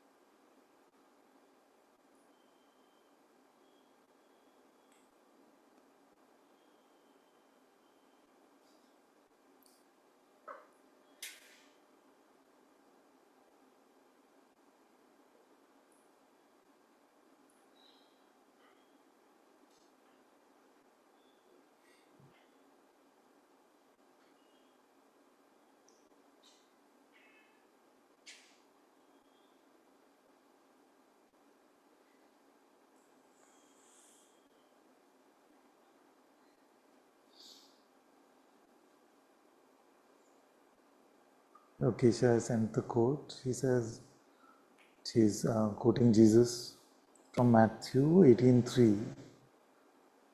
And he said, "Truly I tell you, unless you change and become like little children, you will never enter the kingdom of heaven." He's probably just exaggerating. No? Couldn't be serious.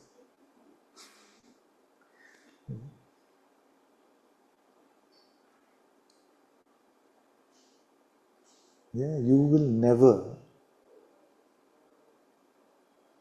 It's quite clear about it.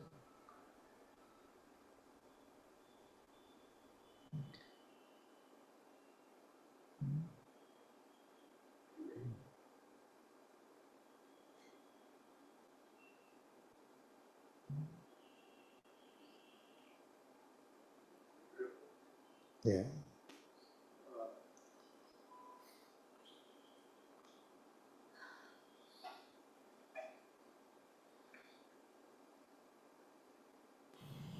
This last few days have been just very powerful. I just wanted to share because it's very different. So a lot of what I'm experiencing actually is just coming from sensations. It's not so much, any practice, but so it's the first time. It's all like I'm feeling all these sensations. So when I'm in satsang, or let's say when I'm at home and I have a photograph of Bhagwan, right? So if I'm just sitting in silence and just looking at, doing nothing, just looking at it, or in satsang, or listening to a scripture. So there's this message coming, which is through the sensations, that the body is unreliable, meaning like the sensations of the body seem to morph, and they're quite intense. Like there's a lot of, sometimes it feels joyous, sometimes it feels painful, sometimes it feels like the fire burning. But the bottom line is that because each frame of experiencing that is different, that's not reliable. It's like, but obviously the light is reliable, is always there and beautiful. So then I've just now started to say that, I was not able to, for many years, I mean, I've been coming for 4 years, I was not able to fully synthesize that the body isn't, it's not real, it's like a creation within consciousness. I never accepted that, but now I'm starting to sort of just say, look, it's changing, I mean, all these sensations are changing all the time, so it's got to be an appearance. So this is what's going on, Father. So that's kind of my thing. It's just trying to sit there, and I'm also saying, if the body is an appearance, then and there's only consciousness, then the observer is also only the reality, right? So that it's like this, there's no. It's almost like you negate the sensations of the body, and then it's only the consciousness sitting with itself. And that's sort of, I just wanted to, because it's just, it's very, I don't want to do anything, I don't feel like going anywhere, I don't, because it's just so, it's, you know what I mean, it's just all these sensations all the time.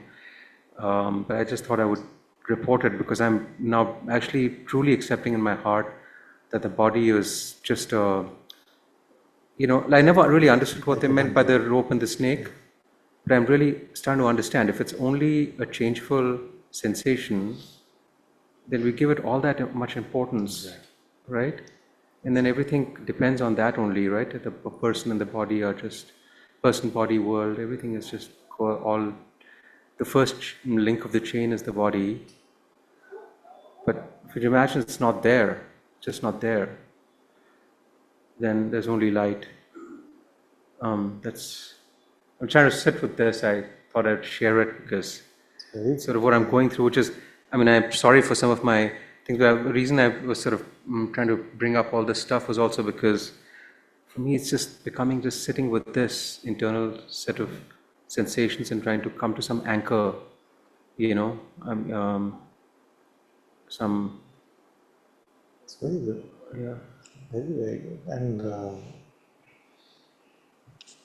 I can certainly testify in the same way as well, that when we don't find an anchor to identify with the body, mind, then for a long time, it may not happen like this for everyone, but here also I just wanted to remain and keep deepening in this. Nothing from the outside seems so attractive or inspirational, motivational. So it's a very natural process of letting go of false identity. It's good. One question that really I feel is potent is to just check that am I contained, is my being contained within the sensations that I call the body, or are these sensations contained within my being? Then the truer relationship becomes apparent to us. Who contains who? The world believes that the body contains us, but actually we contain the world.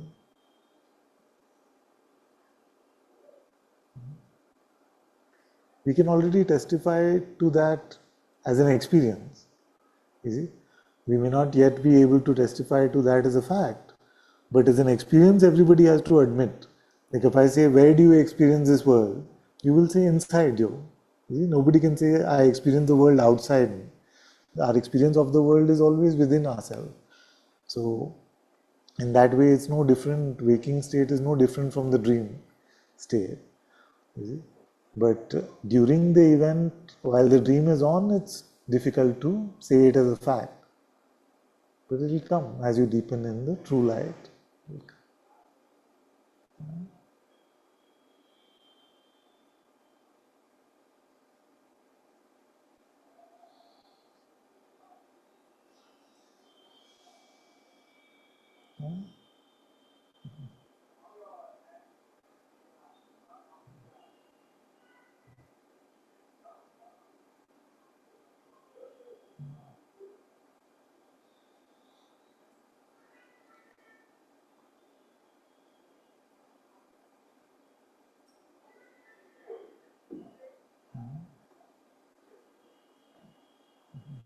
loving God with some effort, well, anyway, this can become a wrong effort. Like, I am loving God.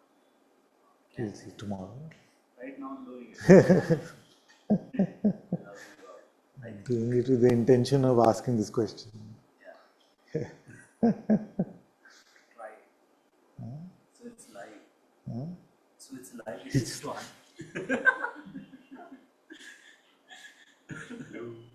Yeah?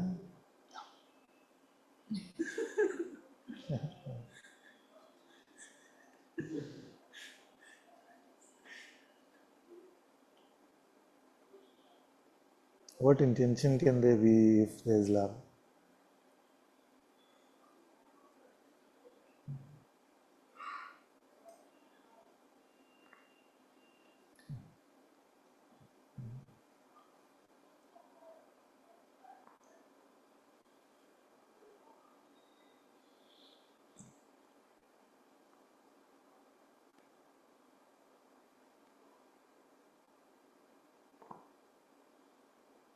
That can be the intention of truly.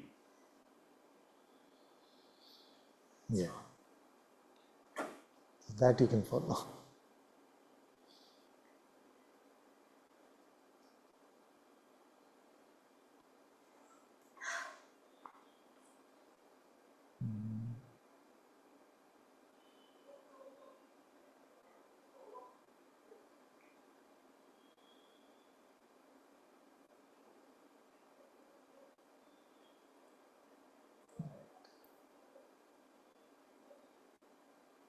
Can I just read some words that I read this morning? And they happen to be on the same topics.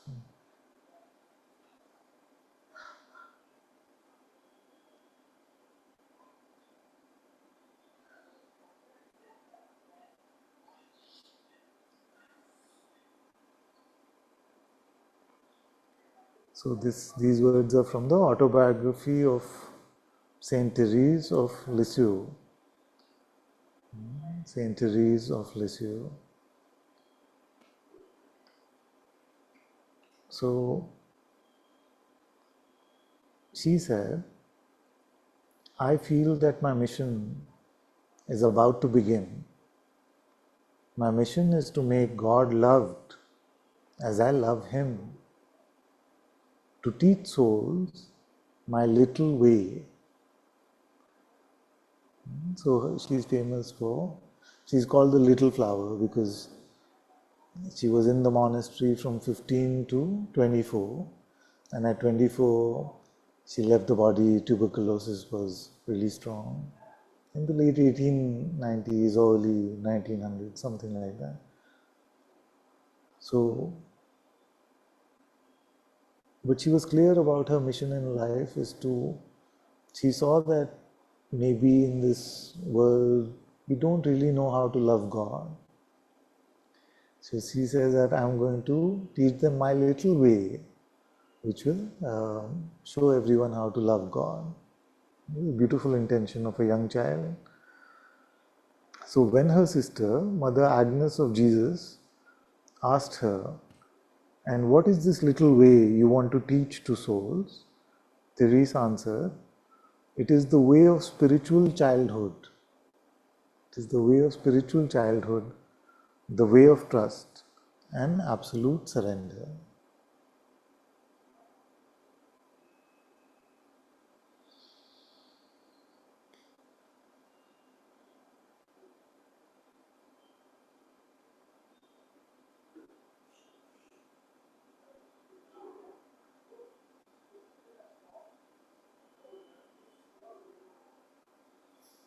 It also reminds me of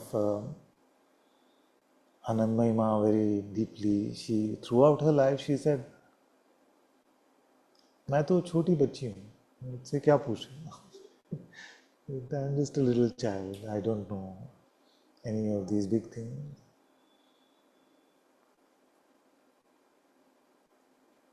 Also, Ma Mirabai, at a very young age, she felt like she's married to Krishna. And in that innocence, she continued all her life in her heart married to Krishna. दूसरो ना कोई, nobody else, just God. Did she have an easy life? Very tough, very, very tough, to the extent of being poisoned. Saint Teresa of Avila, she died, and I heard from all of you that apparently she was dead for 4 days. She was about to be cremated, and very innocently she says in her book that by His grace I came back and I opened my eyes and I noticed that I must have been gone a while because they put wax to close my eyes. So when I opened them, I could sense the wax. So this innocence, this childlike humility and innocence, and most importantly, it's the same as what Guru Nanak Ji told us. Hukum Rajai Chalna, Nanak Likhya Na. Because what is the speciality of a child? That they're just willing to hold the father's hand and be led by them wherever he takes them. So God, our Father in our heart, our beloved in our heart, is also here to guide us. Every moment, the Atma is the Sadguru. The Holy Spirit is the Sadguru.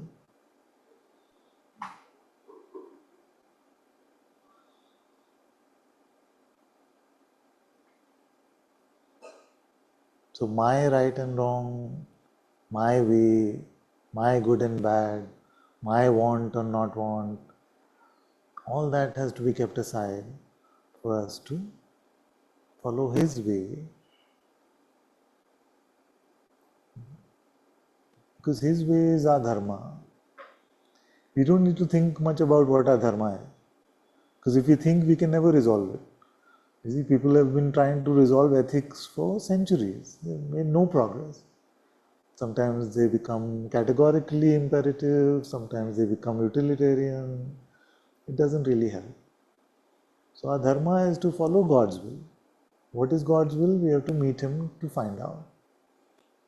Now the beauty of it is that if you have turned inwards, if you have become antarmukhi, then we are following His will by remaining antarmukhi, even if we can or cannot testify to His presence being there. So you don't have to wait for Atmagyan, Atmadarshan to follow God's will. Mandir mein wo hai. You see, now Mandir's light is not working yet. You see, or our eyes are adjusting. We can't yet see. The Garbhagriha is very dark. So our eyes are adjusting to seeing Him. Doesn't mean He is not there. So He is here with us. If we remain inward facing, then His will become apparent to us. But we need to be patient and we need to just have courage. Our mind will scream at us, the world will scream at us, but you have to remain inward facing. That's why the sages have told us, Antarmukhi Sada Sukhi. The one who is inward facing is always at peace.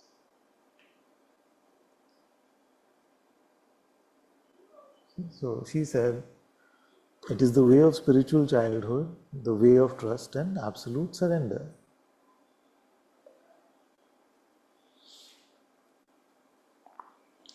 Then imagine this child, she left the body at 24, but many popes have spoken about her.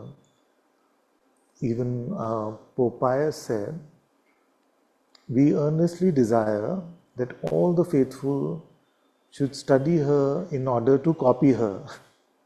Study her in order to copy her, becoming children themselves, since otherwise they cannot, according to the words of the Master, arrive at the kingdom of heaven. Who is the Master? Jesus Himself in this case. So they're saying that just like the imitation actually means the emulation. We read the lives of the sages so we can emulate the lives of the sages. So these are very inspirational things to read, because they teach us that if it's possible for a young child like that, it is possible for us as well. It is difficult, and she shares all her difficulties as well.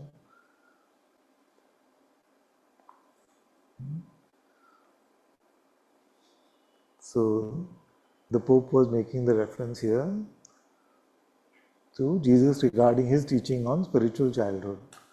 So Jesus said, "Amen, I say to you, unless you be converted and become as little children, you shall not enter into the kingdom of heaven." So you must transform yourself into the innocence of a child. Without that, we cannot enter the true. What is the kingdom of heaven? His presence. Wherever His presence is, that is heaven. Wherever the Atma lives is heaven. Whether we call it Vaikuntha or Swargalok or heaven, it doesn't matter. To be in God's presence is to be in heaven. To be hypnotized by Maya, to be caught up in egotism, is to be in hell. That's a simple way. Separation is hell, love of God is heaven. So then he also said, "Whoever therefore shall humble himself as this little child will be the greatest in the kingdom of heaven." And elsewhere he said, "Allow the little ones to come to me and forbid them not, for of such is the kingdom of heaven." You see? So he loved little children, and he said, "Allow them to come to me, because these, for them, for those, for such is the kingdom of heaven." Then he said, "Amen, I say to you, whosoever shall not receive the kingdom of heaven as a little child shall never enter into it." So it doesn't mean that once you've grown up, then you can't ever meet God. It just means that we must return to that innocence. What is the most important aspect of innocence? Follow the Father's will. That is the child. You don't have to, unless it happens naturally, you don't have to throw tantrum like children, you don't have to become like outwardly like that. It means, if it happens naturally, it's very sweet, but it really means to not know for yourself, but to trust God in everything, which is the opposite of the world today, which is we must know more, we must do more, we must take power for ourselves. To return to innocence is to be empty of all of that and allow God to move us, to guide us.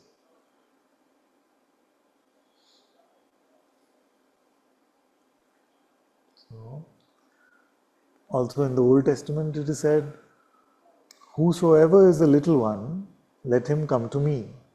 This is Proverbs 9:4. And also, for to him that is little, mercy will be shown. Yeah, so this, the next one is the Lord is the keeper of the little ones. Yeah, so one of the popes said, when a teacher adopts various methods to inculcate the same lesson,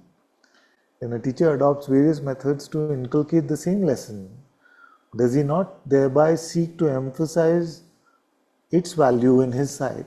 Simply put, that if the teacher is emphasizing that point over and over and over, it must convey how valuable that point is for him.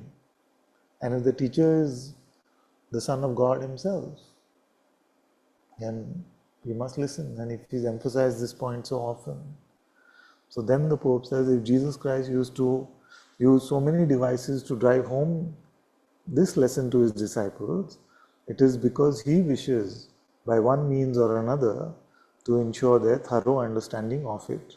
From this we must conclude that it was the Divine Master's express desire that his disciples should see that the way of spiritual childhood is the path which leads to eternal life. This is from Pope Benedict. Yeah. Beautiful. Somebody at the office asked me today, Because in front of me I have a picture of Hanumanji and Saint Teresa of Avila.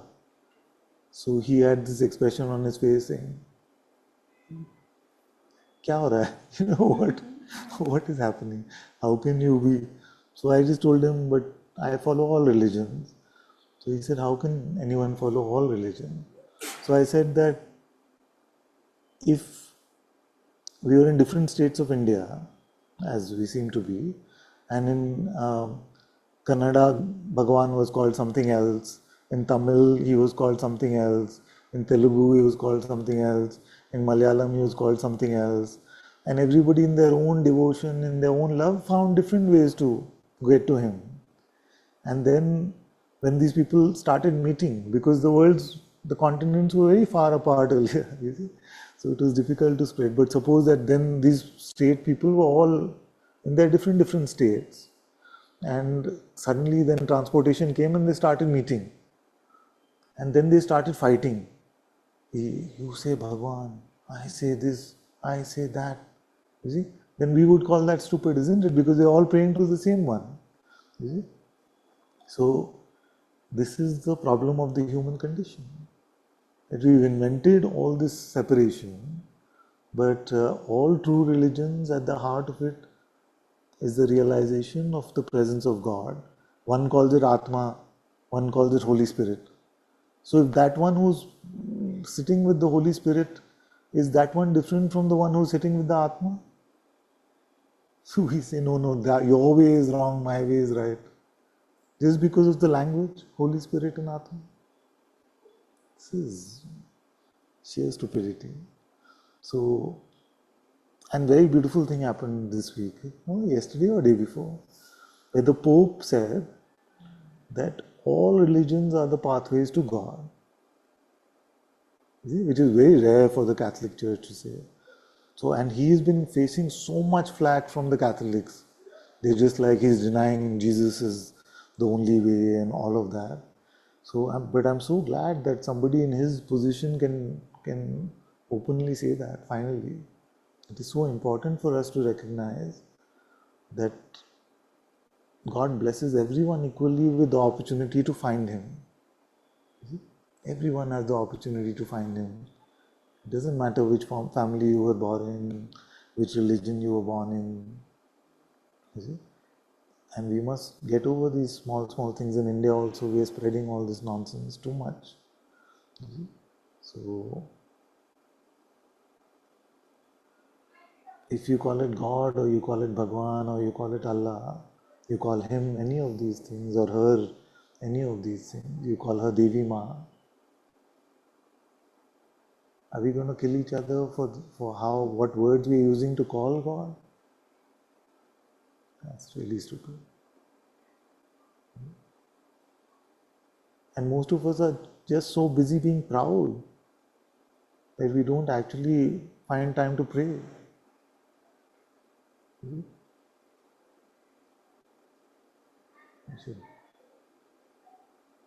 So that's why to return to the innocence of a child is very beautiful.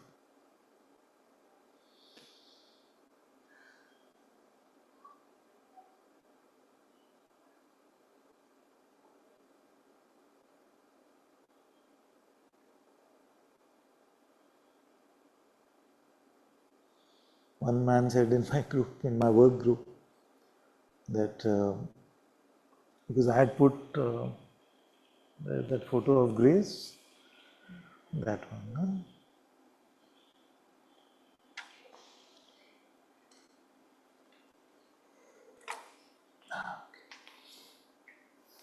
So I put this as my profile photo. So then this man said to me, "Oh, Ananta, you are a Christian?" I said, "Also, I'm Hindu, Muslim, Christian, Sikh, Sufi, everything." So then he said, okay, I'm glad. So that's like he mentioned one sage which I won't mention because he's so beyond me that we should not mention in the same sentence. So So then he said, I'm so glad you're not a Christian, because these Christians are everywhere. Everywhere there are meetings happening. Everywhere you turn, there are converting people. So I said, where? I haven't seen any of them. Where are the meetings happening everywhere?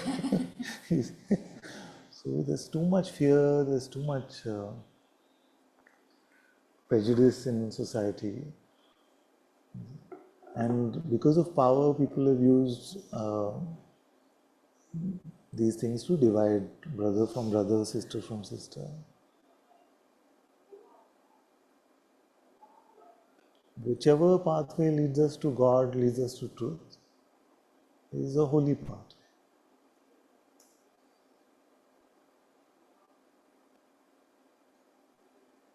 So I'm never going to leave Ramji.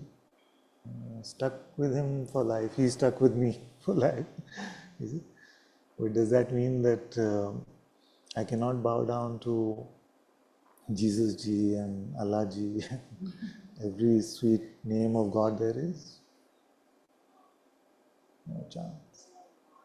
Nothing can keep me away from every sweet expression of God I want to use.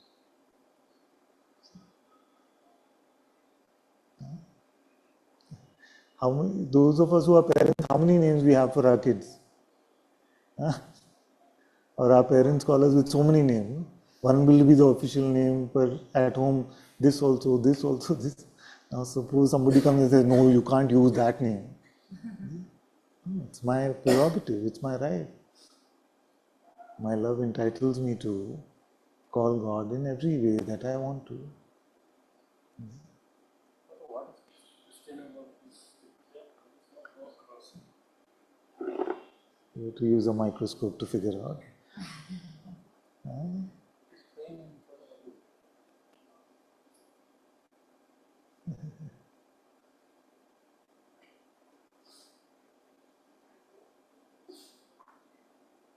When we are suspicious in our minds, then we find trouble everywhere. So those who are looking for trouble will find trouble. So because you are innocent, you are not finding any trouble. I read the story of the picture and Yeah. they say it's not oil. Actually, for photography, they put some whatever the biggest they Acha. could found. This is the state photo of Minnesota It's actually dictionary or something. for the photograph. But it was meant to be the Bible. There's no Yeah. direct depiction of Christianity. Correct. Correct. So, but the message is very beautiful. The message is just that this man has his daily bread, his bowl of soup, and his word of God, and that's all he needs to be happy. He's grateful in spite of just that. And all of us have it. This much all of us have. So we can learn, it is a reminder for myself to be grateful, because every day I have this. There's not been one day in my life, by God's grace, that I did not receive my roti. So, am I grateful enough for that? I haven't been grateful enough for that.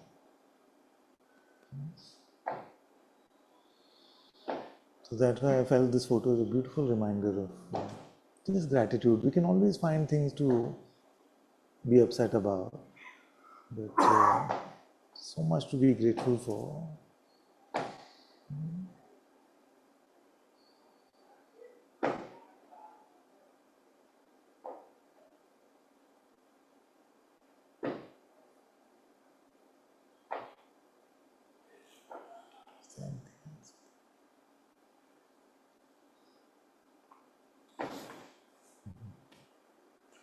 So she said, then in the excess of my delirious joy, I cried out, "Oh Jesus, my love, my vocation, at last I have found it. My vocation is love. Yes, I have found my place in the church, and it is you. Oh my God, who has given me this place in the heart of my church, my mother, I shall be love. Thus I shall be everything, and thus my dream will be realized." So she realized at such a young age that her job is love. Just to love. Very sweet.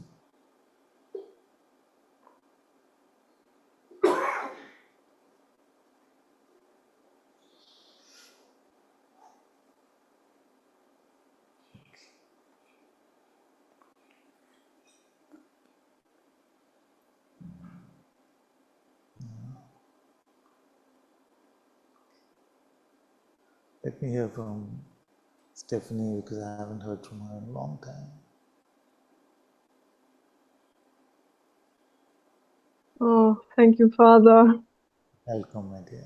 I often think what I have to say is not so important, but there's so much pain here sometimes, I see. especially now in my family. And something sitting me say, it's self-pity now. And I've heard, no, don't go this way again. Because I come from a very Christian family. My father is like in the fourth generation, was a preacher. Yeah, yeah. Very innocent one. And in my family, I have we are 7 siblings. And in my family, we cannot, with my brothers and sisters, I'm not allowed to talk about God. I see.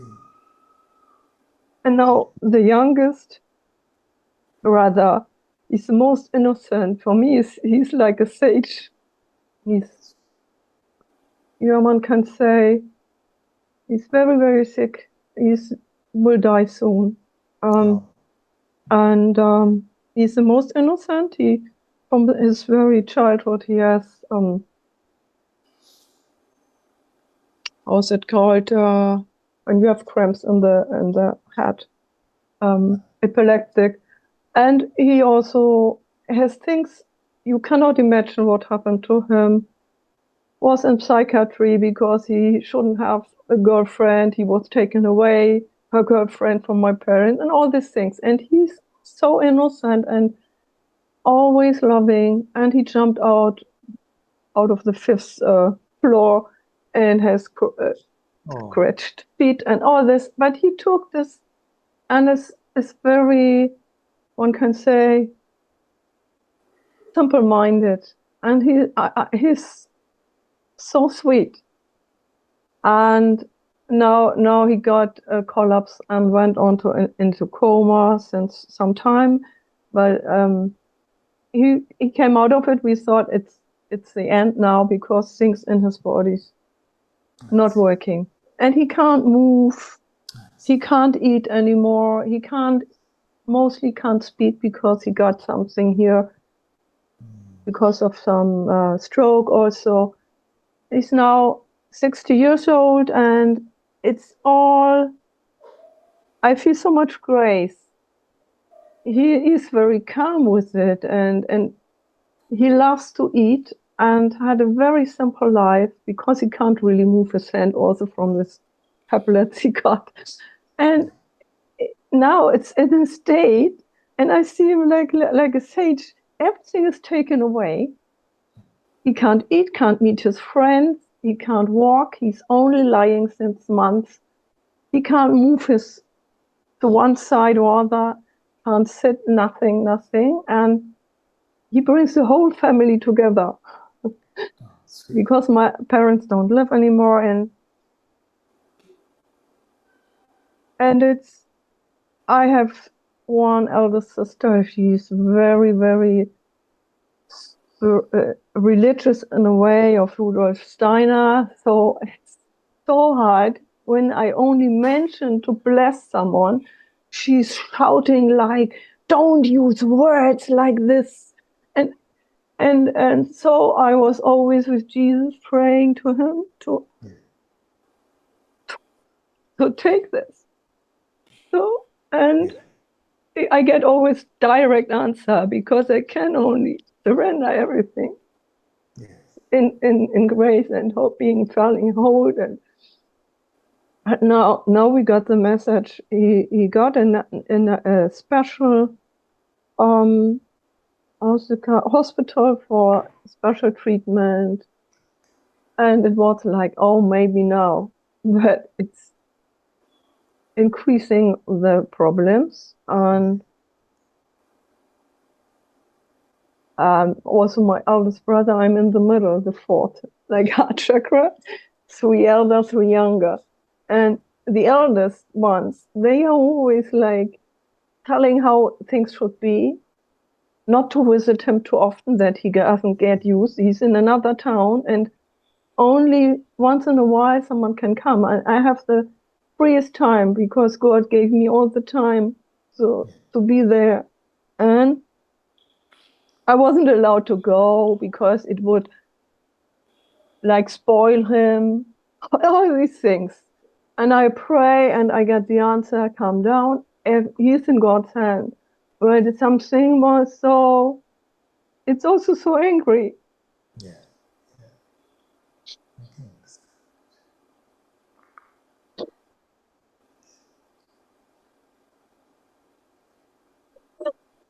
About this treatment from my sisters and my brother holding me back.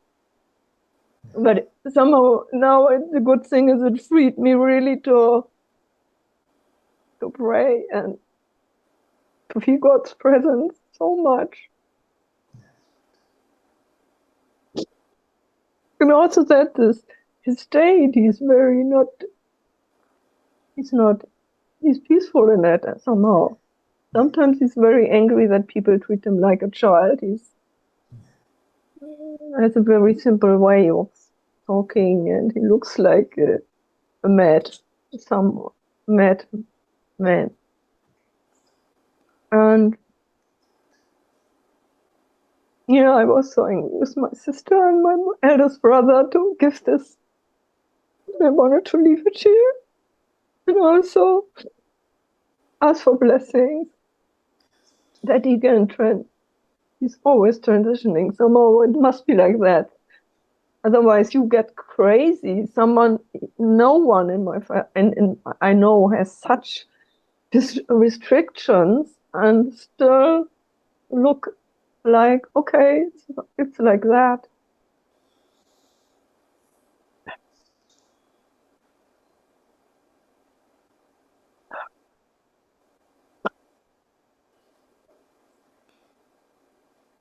So we will not come into a state where he's going weaker, becoming weaker and weaker. And I feel at peace with it because Jesus saying it's all in God's hand. And I also saw a rainbow when I went back from him. And I know it will not be a bad end into another without body. But I'm angry, very angry with my brothers and sisters that I can't speak out.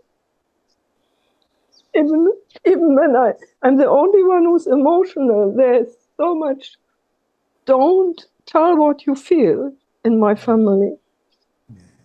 It's coming, of course, from this, and I understand everything. Yes. Full blessings to him and to all of you. It's very difficult in all families, but especially when these situations come. May God's grace bless you all. And may in some way this situation bring you all closer together and not drive you apart. May your love grow and deepen.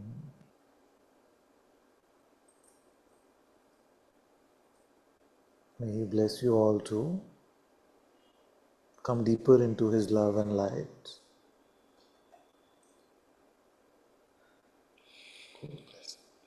Thank you.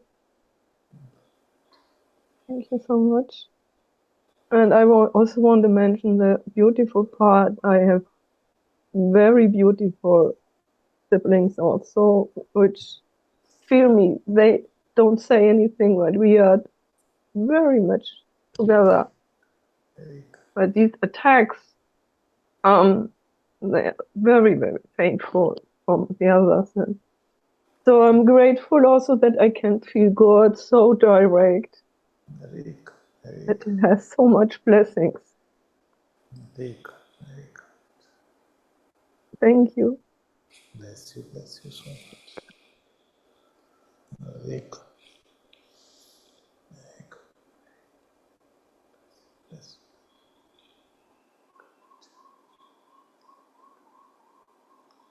you. Okay. Where's Chanda?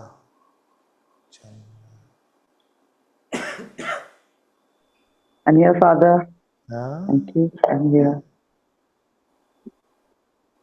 how come there you are. Okay. Very good. Very good. Thank you so much for calling me. Did you change something? My haircut? I Hair? see. I see. Okay. Good. Good. Good. Thank you so much, Father. I'm so sorry, but it's just very, very difficult. We're going through a very difficult time. So been crying a lot and weeping a lot. Um, uh, I don't know, maybe if the checker guy, so the checker guy comes a lot. Uh, I'm trying to stay with God, Father. I think I'm also perhaps trying to be more effortful, or, it's just that I feel I get up in the morning, I talk to my Shiva, I write my diary, and that's nice, it's peaceful because it's the Lord in me. And I'm just trying too hard, Father, to be with God. So I'm getting pulled around everywhere. And then when I hear the word, it's difficult or it's a struggle, then something pokes here really badly. And it doesn't want to hear that it's difficult, it doesn't want to hear it's a struggle. It's like, okay, you know what? If the struggle comes, I'll deal with it. Yeah. But it is getting poked very, very badly. And I want to surrender that at your feet. So to hear that it is a struggle is poking, because the resistance is with what is the message of the resistance? Is it that I've suffered enough, I've struggled enough, I don't need more of it, or what is the...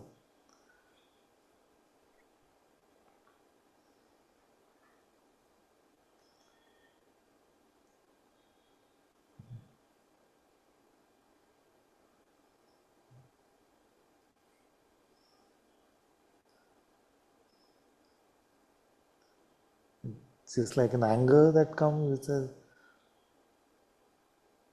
I don't want it to be difficult, or is there a strong fear about it, saying, I'm scared of facing that difficulty?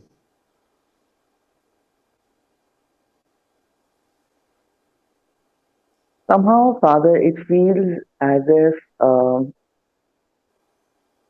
यार यहाँ मैं खुश बैठी हूँ और ये रंग में भंग कर रहे हैं.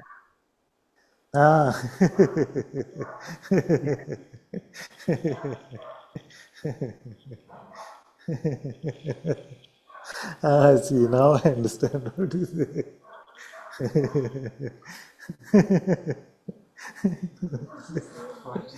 She's getting irritated because I'm laughing. So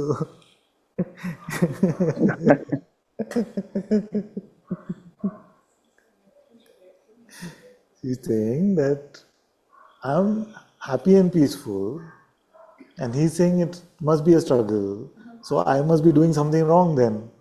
Is it like that? That I Yes, must be on something the like that. wrong track because he's not Yes. seeming like so much of a struggle. So, yeah. So either I'm not trying hard enough, or I'm doing something wrong,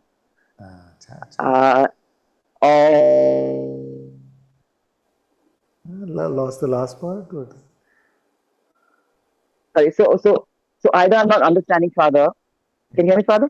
Yes. So either I'm not understanding Father, or I'm doing something wrong, or I'm not trying hard enough, Yeah. or I'm failing. I So see. that's where it keeps. Feeling. These are good things to look at. These are good things to look at. So if there's a fear that you're falling behind or failing or something you're doing wrong, then we can really look at those things. And I'm glad in a way that these things are showing up. Because if something is showing up, that means it's still festering somewhere inside, and grace always provides opportunities for it to come out in the light, and only after it comes out in the light can it be looked at, can it be uh, let go of.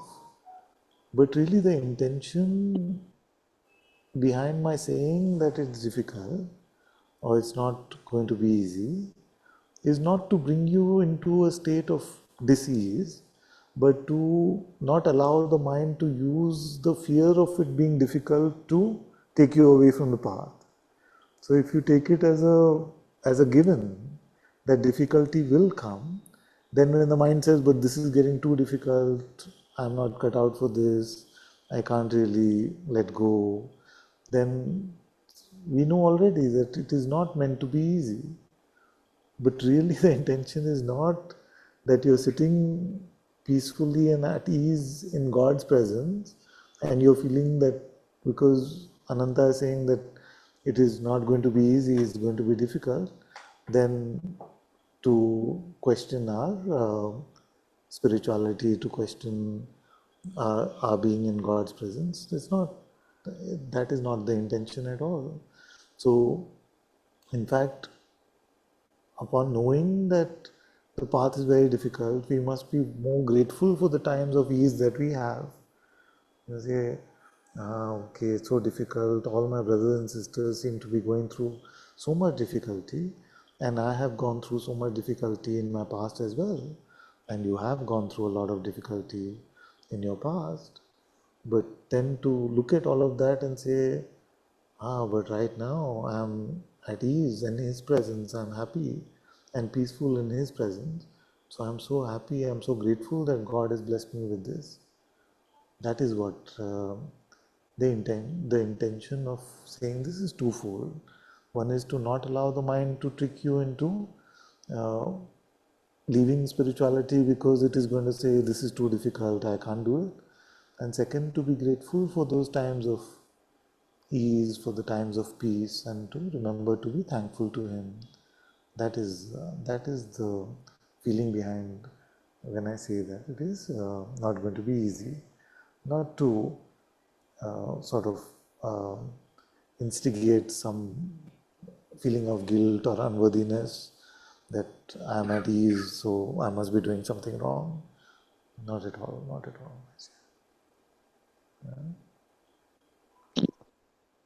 It's really good to hear that, Father. I think that's the trap I was falling for. I'm very glad. No, I'm very happy you said this because sometimes things may seem very, from the perspective of one who shares, it seems very clear to them, obviously. But it's very good to hear feedback from those who are hearing because I never actually looked at it that way, that it could be heard in that way. So I'm very happy I got this chance to clarify to all of you that that it is not like that, that you're actually praying, you're in God's presence, and you're finding a sense of ease about it. Maybe your love is deepening, all of that is happening. And then when you hear from me in Satsang, it's not going to be easy, then you feel that no, then that means I'm being fooled by the mind or something. No, it's not that. That's not the intention of what I'm saying. Thank you, Father. And the other, I feel is maybe I'm not trying hard enough. There is so much our Father recommends books. I'm not reading them. Our Father expects us to do the ADS 2-3 hours a day, and I'm not being able to do that. And our Father, expects us to listen to various, or the extent of sadhana you do in your reading and in your practices. I'm not even, I don't, and then one feels guilty and worthless because one is not even one iota of what one feels one should be doing, that perhaps would, I think, make you happy. No, not at all. For me, I'm happy It's in a like, way that you feel that I do so much and I'm so immersed in sadhana and things. But if I look at my life also, I feel like I am not one iota compared to these great ones who are true teachers of God. I feel like I have not even scratched the surface of that process, and I feel somewhere because of Saint Teresa said this very beautifully. She said that when we encounter something that is so pristine, you see, when we in our heart we encounter Him, the most beautiful, the most pristine one, and we may not understand this or articulate this to ourselves in this way, but in meeting that pristine one, when we compare that with our life, all of us are bound to feel inadequate. All of us are bound to feel, and I feel it on a daily basis that I'm just a foolish beggar servant. I'm not at all being even a good servant to Him, and but but that recognition is always under the umbrella, under the safety net of the fact that He is my Father and He loves me and He knows that my intention is to be with Him. You see, my intention is to love Him more and more deeply. So, so this is a very fine line. It's a very, very fine line. One is that we can get into sort of a despair. And one beautiful thing someone said was that one sage, an orthodox sage, actually said that when we fall into despair, then the devil wins twice. Because first, it convinces us of our guilt, and secondly, then it says that there is no chance for me, it's not going to happen. You see, so it's not about really despair. It's just that the contrast between our worldly expression and His purity is so much that we have to notice that and say, wow, I'm so far away from the pristine beauty that is God, that is these beautiful sages, so far away from them. And yet, He still gives me the opportunity to be in satsang, to be in His presence, to be in His love.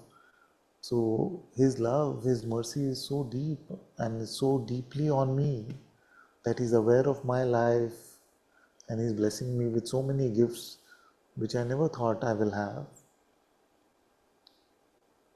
Very soon, in a very young age, I decided that I'm going to be an atheist forever. You see?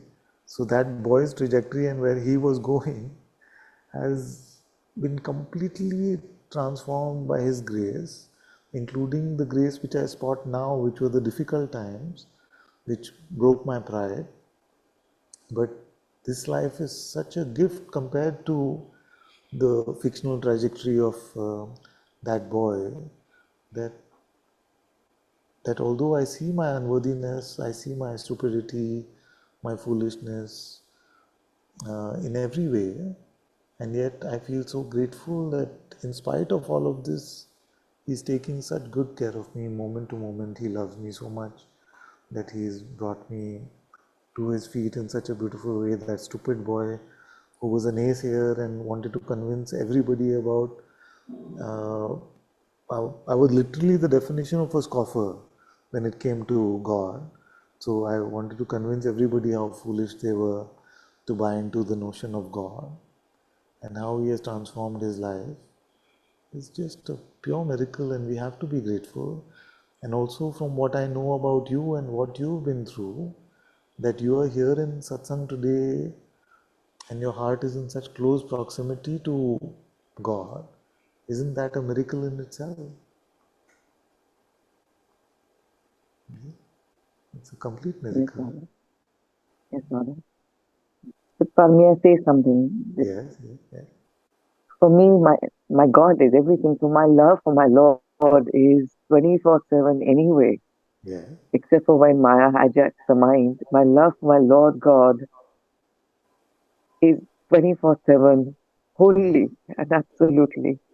very So my way of expression may be different. My way of expression may be to love people. It may be the trees, the dogs, the cats, yeah, because they are my God. It yeah, may be to love even the unlovable, to love even the yeah, indefinable and the inexplicable, because it is an expression of my Lord God. very Inquiry confuses me, but loving does not confuse me because God is love and love is God. If I'm just allowed to, if you tell me, Chanda, see, you can go around loving the whole world without prejudice. It will be easier for me to pray and stay with the God that I love and understand. yeah.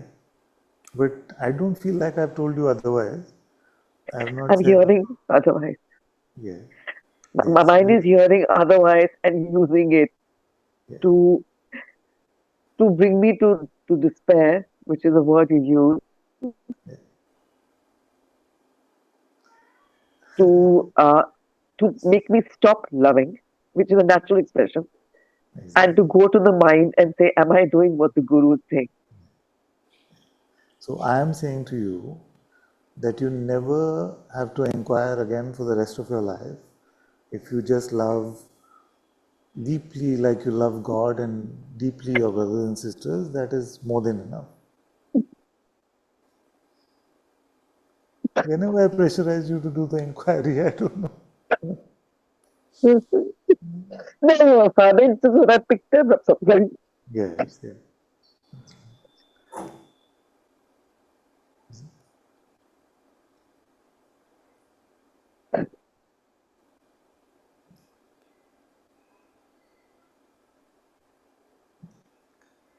I'm so grateful. I made myself so unhappy misinterpreting your words. By your grace and your permission, if I can simply just love in the name of God, with Yes, your blessing, of course, of course, of I'm good with course. that. I mean, you teach us all how to love that deeply.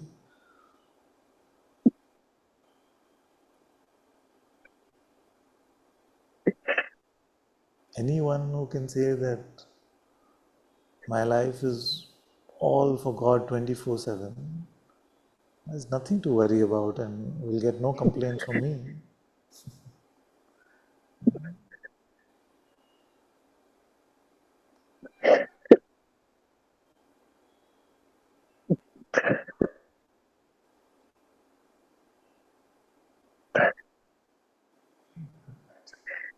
That's it, Father. Thank you so much. Very Thank you good. so much. Very good. So welcome, so welcome. And what my tip for you is that before you get into despair, just come up in satsang. Yes, yes, yes, Father. I will. Thank you. Very good. Thank you so Bless you so much. much. Very good.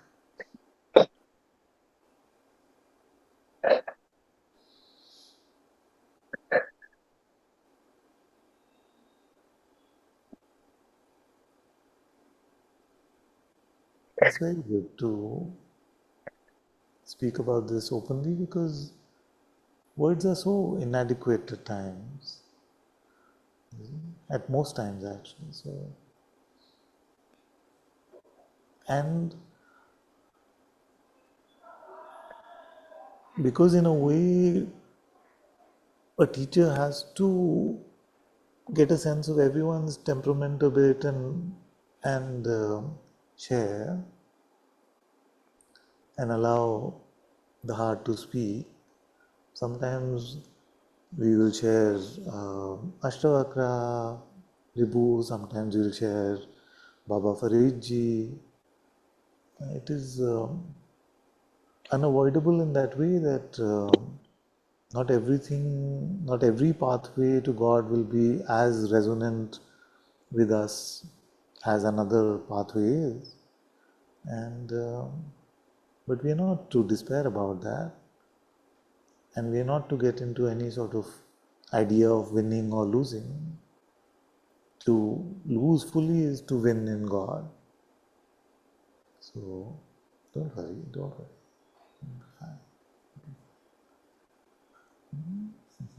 Pray for me, Father, please. Yeah? Pray for me. Please pray for me. Of course, Mate. Of course. Please pray for me.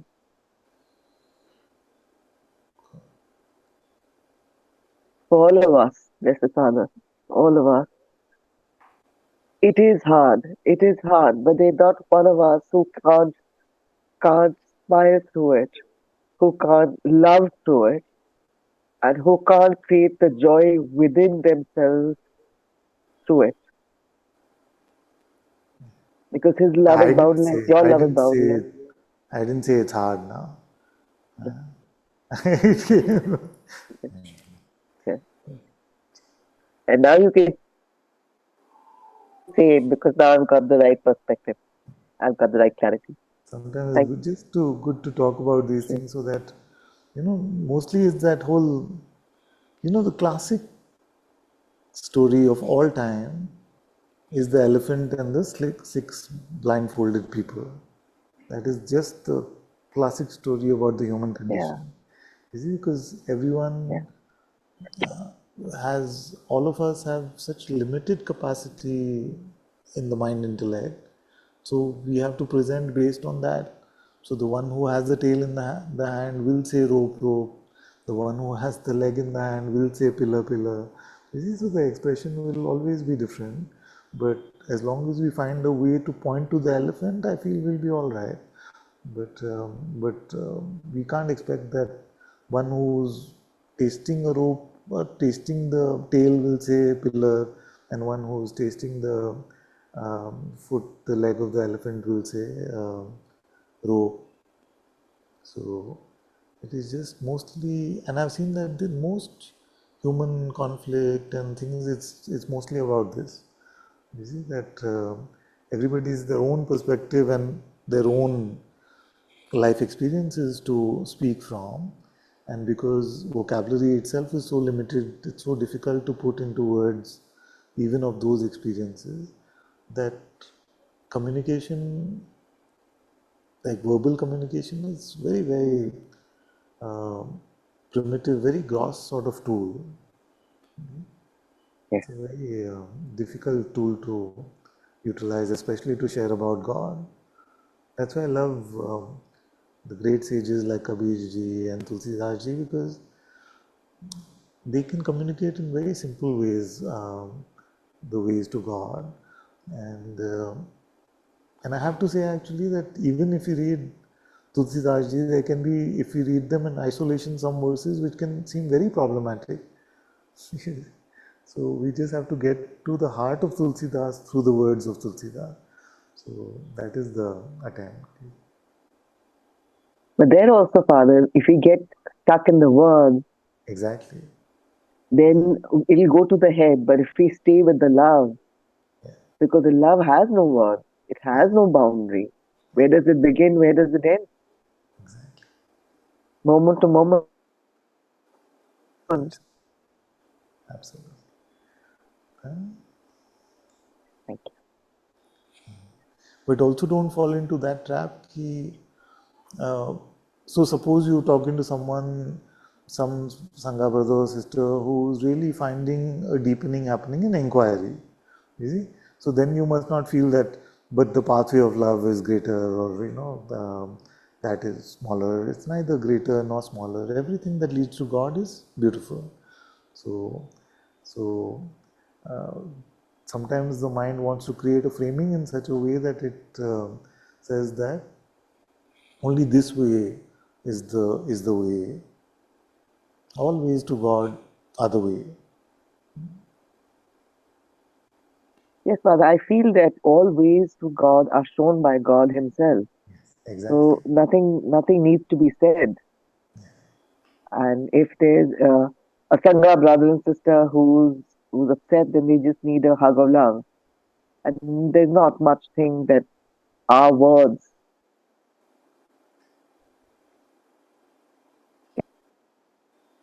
can do for them that God can't. I feel we're losing your audio. Words are very limited in there. Words are very, very limited, Father. Yes, yes. Yes, now it came. The audio came So, back now. Yes, yes. sorry, my phone was dying. No, I feel that goes with the theme of words being limited, that we're losing some of the words. Yes, Father, that's true. But it's also, Father, now that been in satsang for a few years, one can see where the words are coming from. Yeah.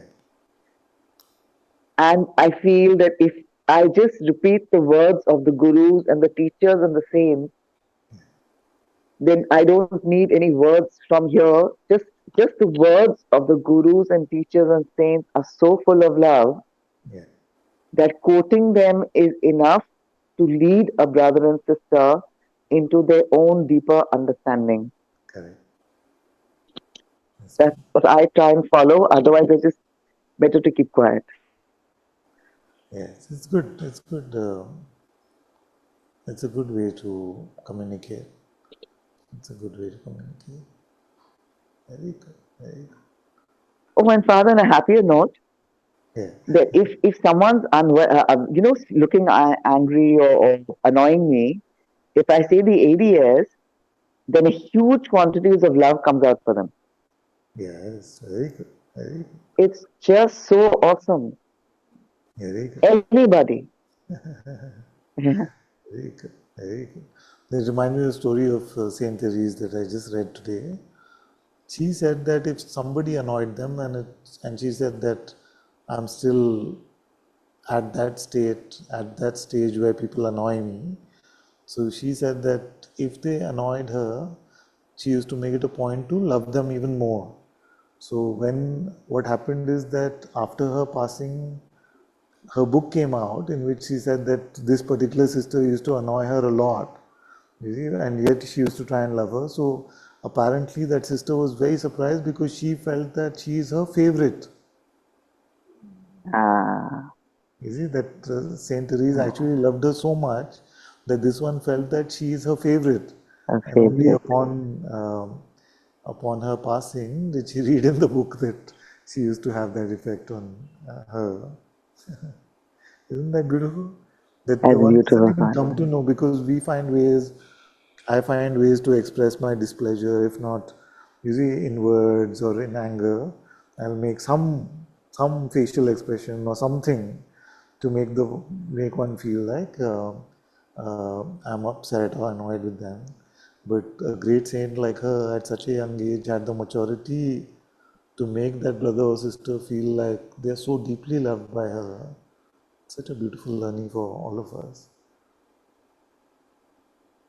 Well, the love just comes, Father. Yeah, So yeah, the where it comes from, you said to contemplate on the source of love, yeah. and maybe God will just make it apparent one day. Yes, yes. You don't do any inquiry now. Thank you. No, no contemplating anything. Just love. It's okay. Thank you so much, Blessed Father. Thank Thank you. you. Love you so much. Love you Love you so, too. so, so much. Same, same. Very good. Very good.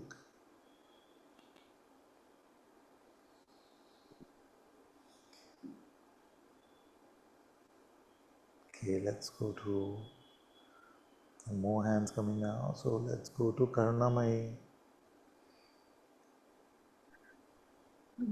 Thank you, Father. Thank you.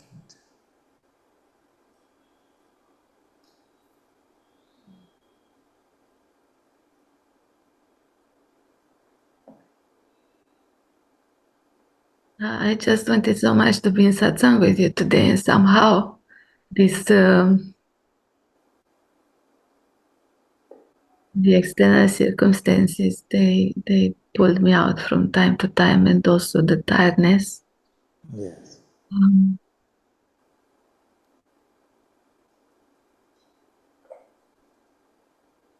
Yes, Peter.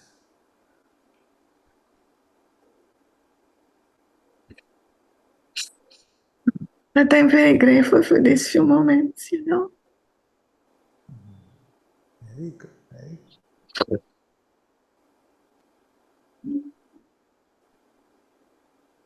And I don't know if there is something to expose. Maybe there are some. Ah, ah,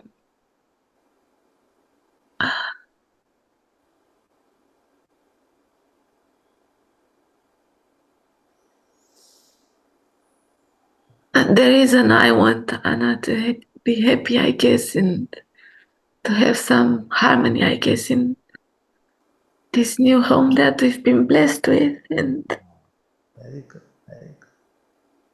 there is also I want for the house to be set up somehow quicker. House to be set up quicker. Yeah. Like there's a TV show while we were growing up. I don't know if you ever watched Bewitched. Did you see Bewitched? So this one in the world, she was like a householder lady, but actually she was a very sweet sort of witch. So when her husband used to leave the house, she would just snap her fingers, and everything would get set up by itself. She didn't have to do anything. So it just reminded me of that.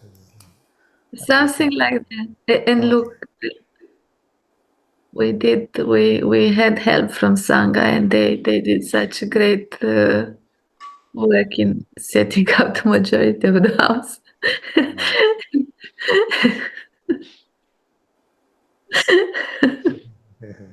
It's and almost like that. It's almost like a superpower to have we somewhere. we had some paid help for the kitchen, and it's still working and needs reworking. I don't feel anybody has moved houses and said it's so easy. Except, I'm not going to say it to Chanda, but it's not easy.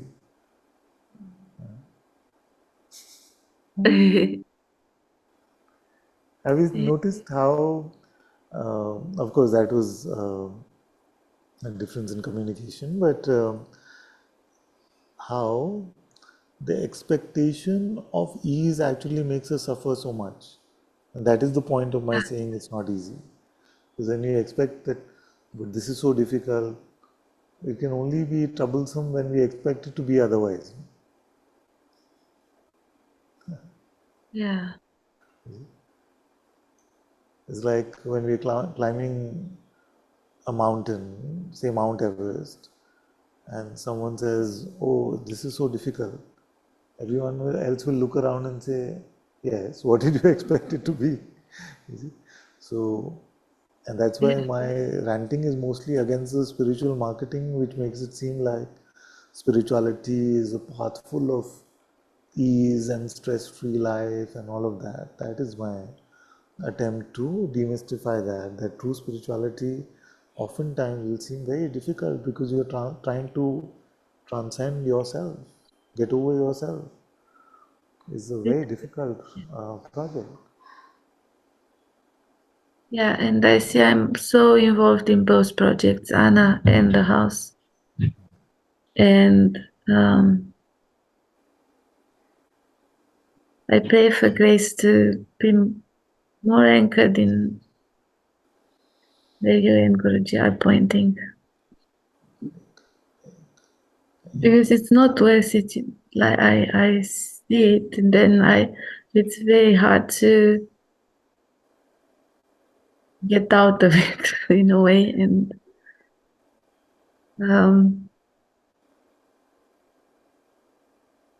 this human desire just generates more Maya, and it follows you somehow. Yes.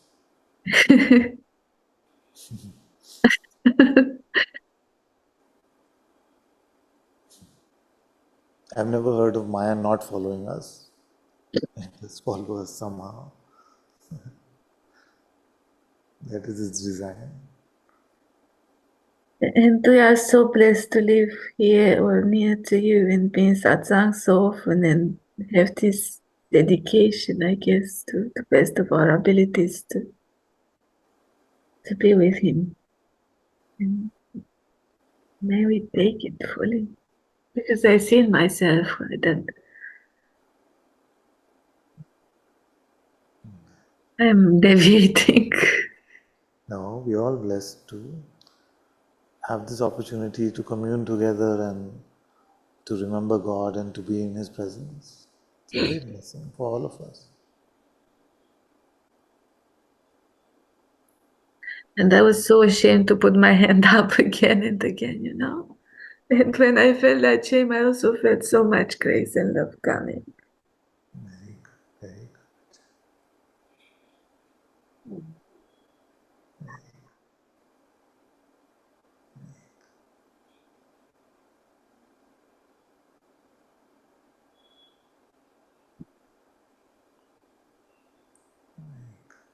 Thank you.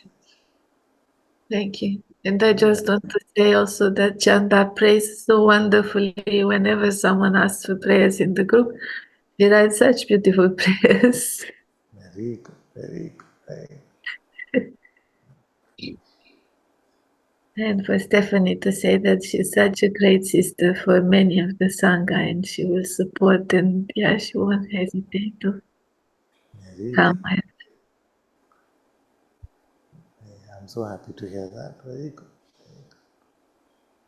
Yeah, I'm very blessed to have all this. Thank you so much. Thank you, thank you. And Nico is getting prepared.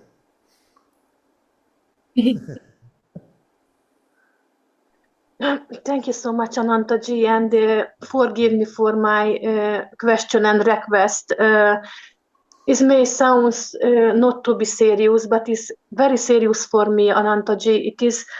It is about my cat. She has a tumor in his kidney, and he really suffered. Sorry. Your cat has a tumor? Yes, yes, Sorry to hear Ananta-ji, that. and I watching him to suffer for weeks now, and I understand the human suffering has a reason to turn us to God, but I don't see any reason why this animal has to suffer so much. But after came to my mind, and in Ramana ashram there was some momentum, some like memory places for animals, and somebody said me there then animals can turn to samadhi as well. I don't know, I am very small to know things like this, and Anantaji, I had to pick up all my braveness to ask this because I know you are here for us, for human, not for animal. But please, Anantaji, I don't know. Could you please bless my cat? I show you. I Yes. don't want she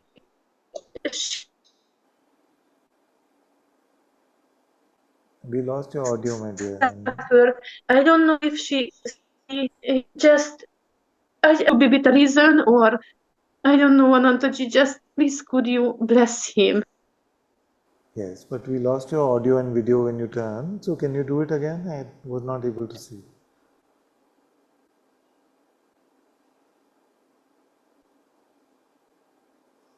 Oh my dear, we're losing the video when we're... Can you see now? No, it's a Anantaji, can blank. It's just a blank screen now. can you see him? Can't see, my dear. It's just a blank screen.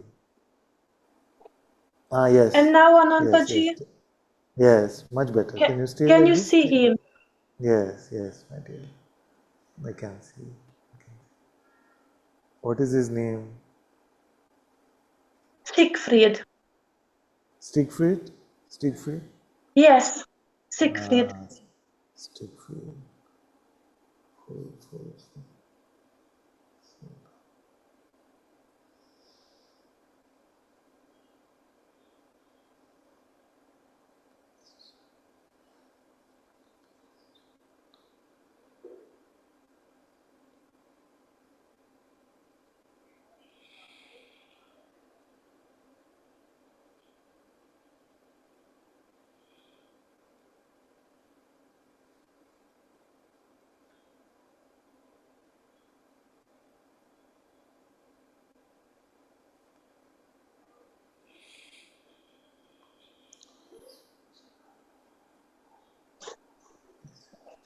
Thank you so much, Anantaji. Thank you. So welcome, so welcome. Thank you. Love you so much, Anantaji. Thank you, thank you, thank you. Very good. Love you so much. Thank you, thank you. Thank you, love you, love.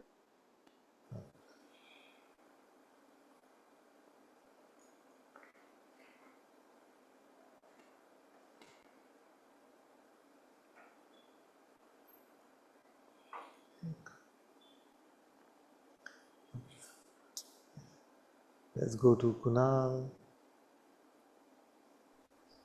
Hello, Father. How are you? Good, good, my dear. Very good.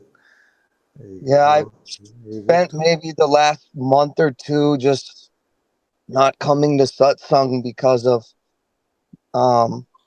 basically resistance, I think, to you and anytime you would talk about God and bowing down the head and everything, it would just kind of stir something up in me, and it may very well continue to do so, but I just felt kind of stagnant, that just, by not coming, I'm not doing myself a favor. So might as well try to come no matter how strongly I feel like I don't want to listen to this guy anymore. Yes, Like, so yes. to go ahead and come, because just staying away is not going to do me any good. I might as well just deal with it head on. So I'm going to try to make a promise that I'm going to come every week, if not every other week at least. But if I don't come, then I still try to listen to your satsang on the YouTube over the weekend. Yeah, but just kind of, I just wanted to explain that. And I don't know, I also was starting to miss you a little bit. So I thought, let me go say hi to him. But yeah, that's pretty much it. Good, good, good. I'm happy to hear the honesty and sweetness of your report. It's very sweet. It can be like that. It can be like that. That there are times where it seems like too much, too much. Now I need to be normal. All this constant talk about God just Yeah. irritating after a point, and I can't take any more of this. It is. These are normal ways to resist satsang. But I'm Yeah. glad that somewhere there's a compass still pointing you back to God, and it's all right. Some of these ups and downs we all go through in our spiritual life. I've done a lot of this as well in my life, so I'm not at all in any place to judge any of that. So, but I'm happy that God's grace has made you take this resolution that in spite of the resistance, you will make it a point to come periodically as often as you can. So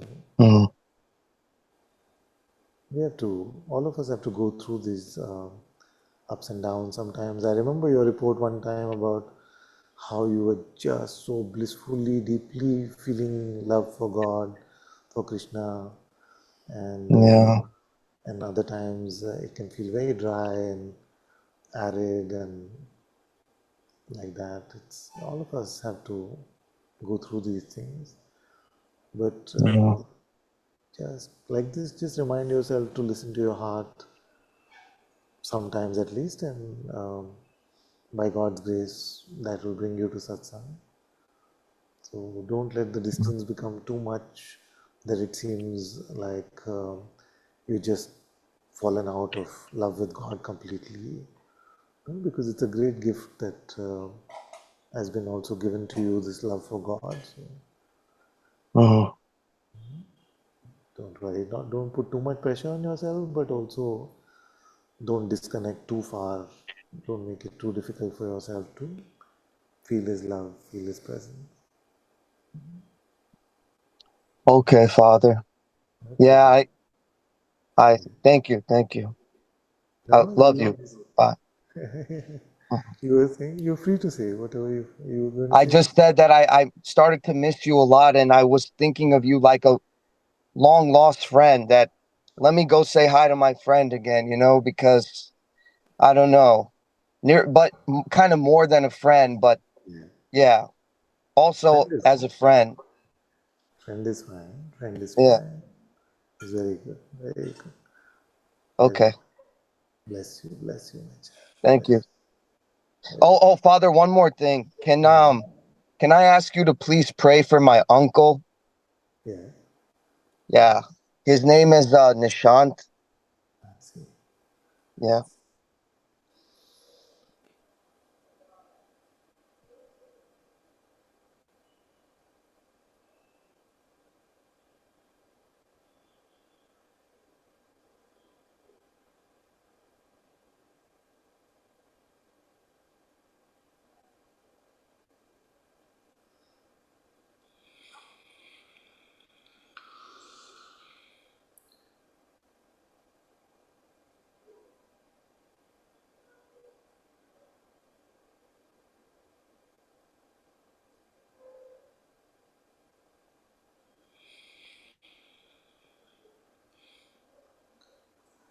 Bless you, my child. Thank you. Welcome. You're welcome. Okay, let's go to Kesha. 9 o'clock. Okay. Let's go to Kesha. Sorry, Father. I know it's No, late. Yeah. I'm looking forward to getting introduced to this young child. He's been he wants to say hi so bad. Hello. He All keeps want to say. waving and waving. He's a big boy. He's gonna be like American football quarterback fella. He's I see. ginormous. I see. What is the biological age? He's not even a year yet. I think he's Oh, like 6 months, and he has like all of his teeth, and very good. Very the good. doctor said they've never seen feet so big as he's just huge. He's so heavy. Wonderful, wonderful. Blessing, And blessing. yeah, and then there's and then we have Leah too. Leah, do you want to say hi? Yeah. Hello. She's being shy, but she's here too. She's cute. They're all asking, how is this baby related to you? So it's my cousin's babies. Sweet, sweet. And I love taking care of them, and I'm always jumping at the opportunity to spend time with them because I can't blame you. I can't blame you. yeah, they just remind me to Look at how he's looking at you also. So, yeah, he's very sweet. He's very in tune to people, and he doesn't react like a typical child. It's very interesting. He'll just stare at you stoically, and you'll try and be funny and play, and he just stares, no reaction. all It's right. really funny. Yeah, He's a tough crowd. he's a tough crowd. Yeah, He's for sure. he's really listening intently. You know? He's really observing intently.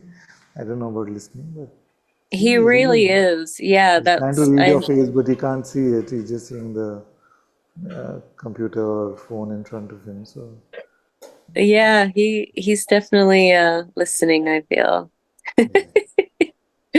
He's a very sweet boy. Chunky monkey.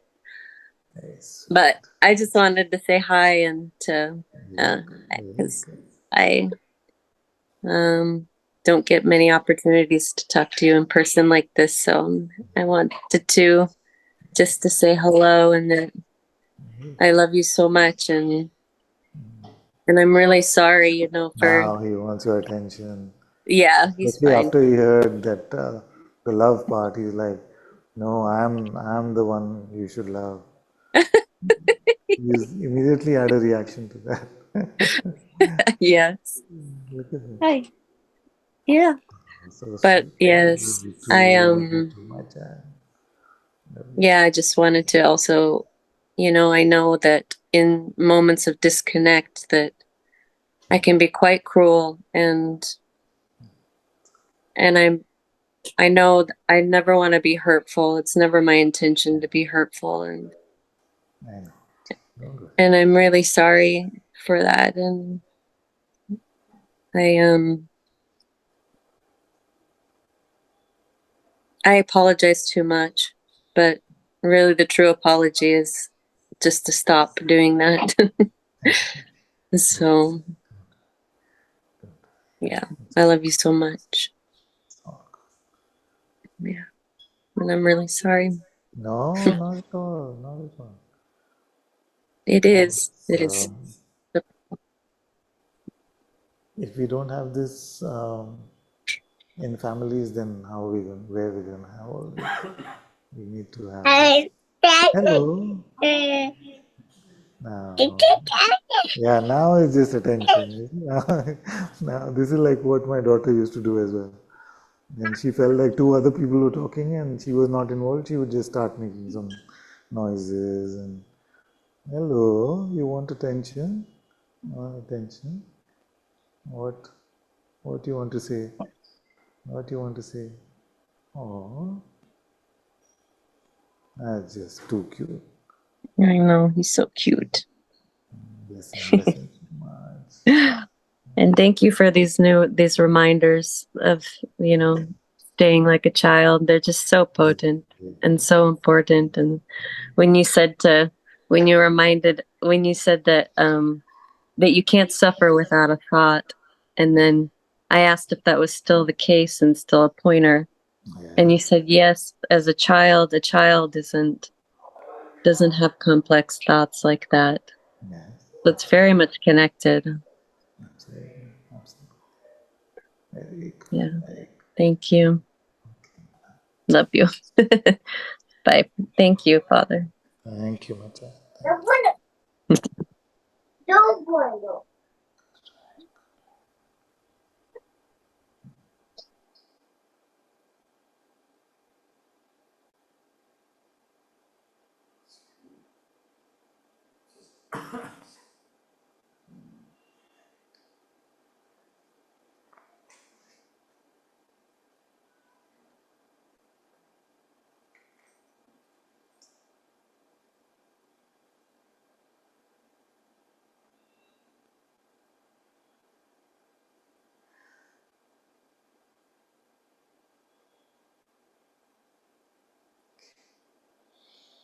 Let's see.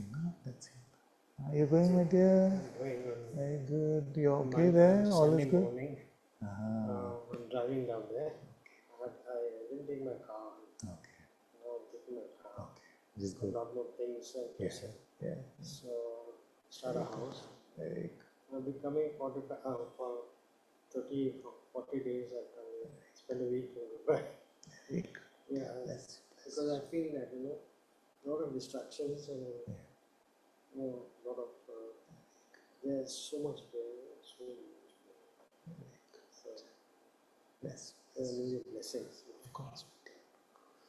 I'll be around. Yeah. Careful. Don't worry. Don't. And drive safe. Drive slowly and make some stops on the way. Come to my place one day. Yeah, definitely. Yeah. Even if you don't want us to. Sorry? Even if you don't want us to, we'll come. No. Everybody's welcome. This, okay.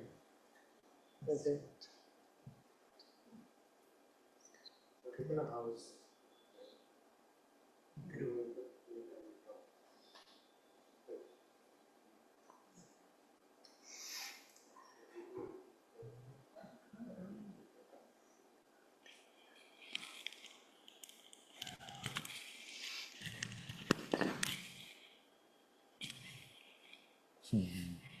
There must be some device that helps with this. See, the engineer is thinking about it.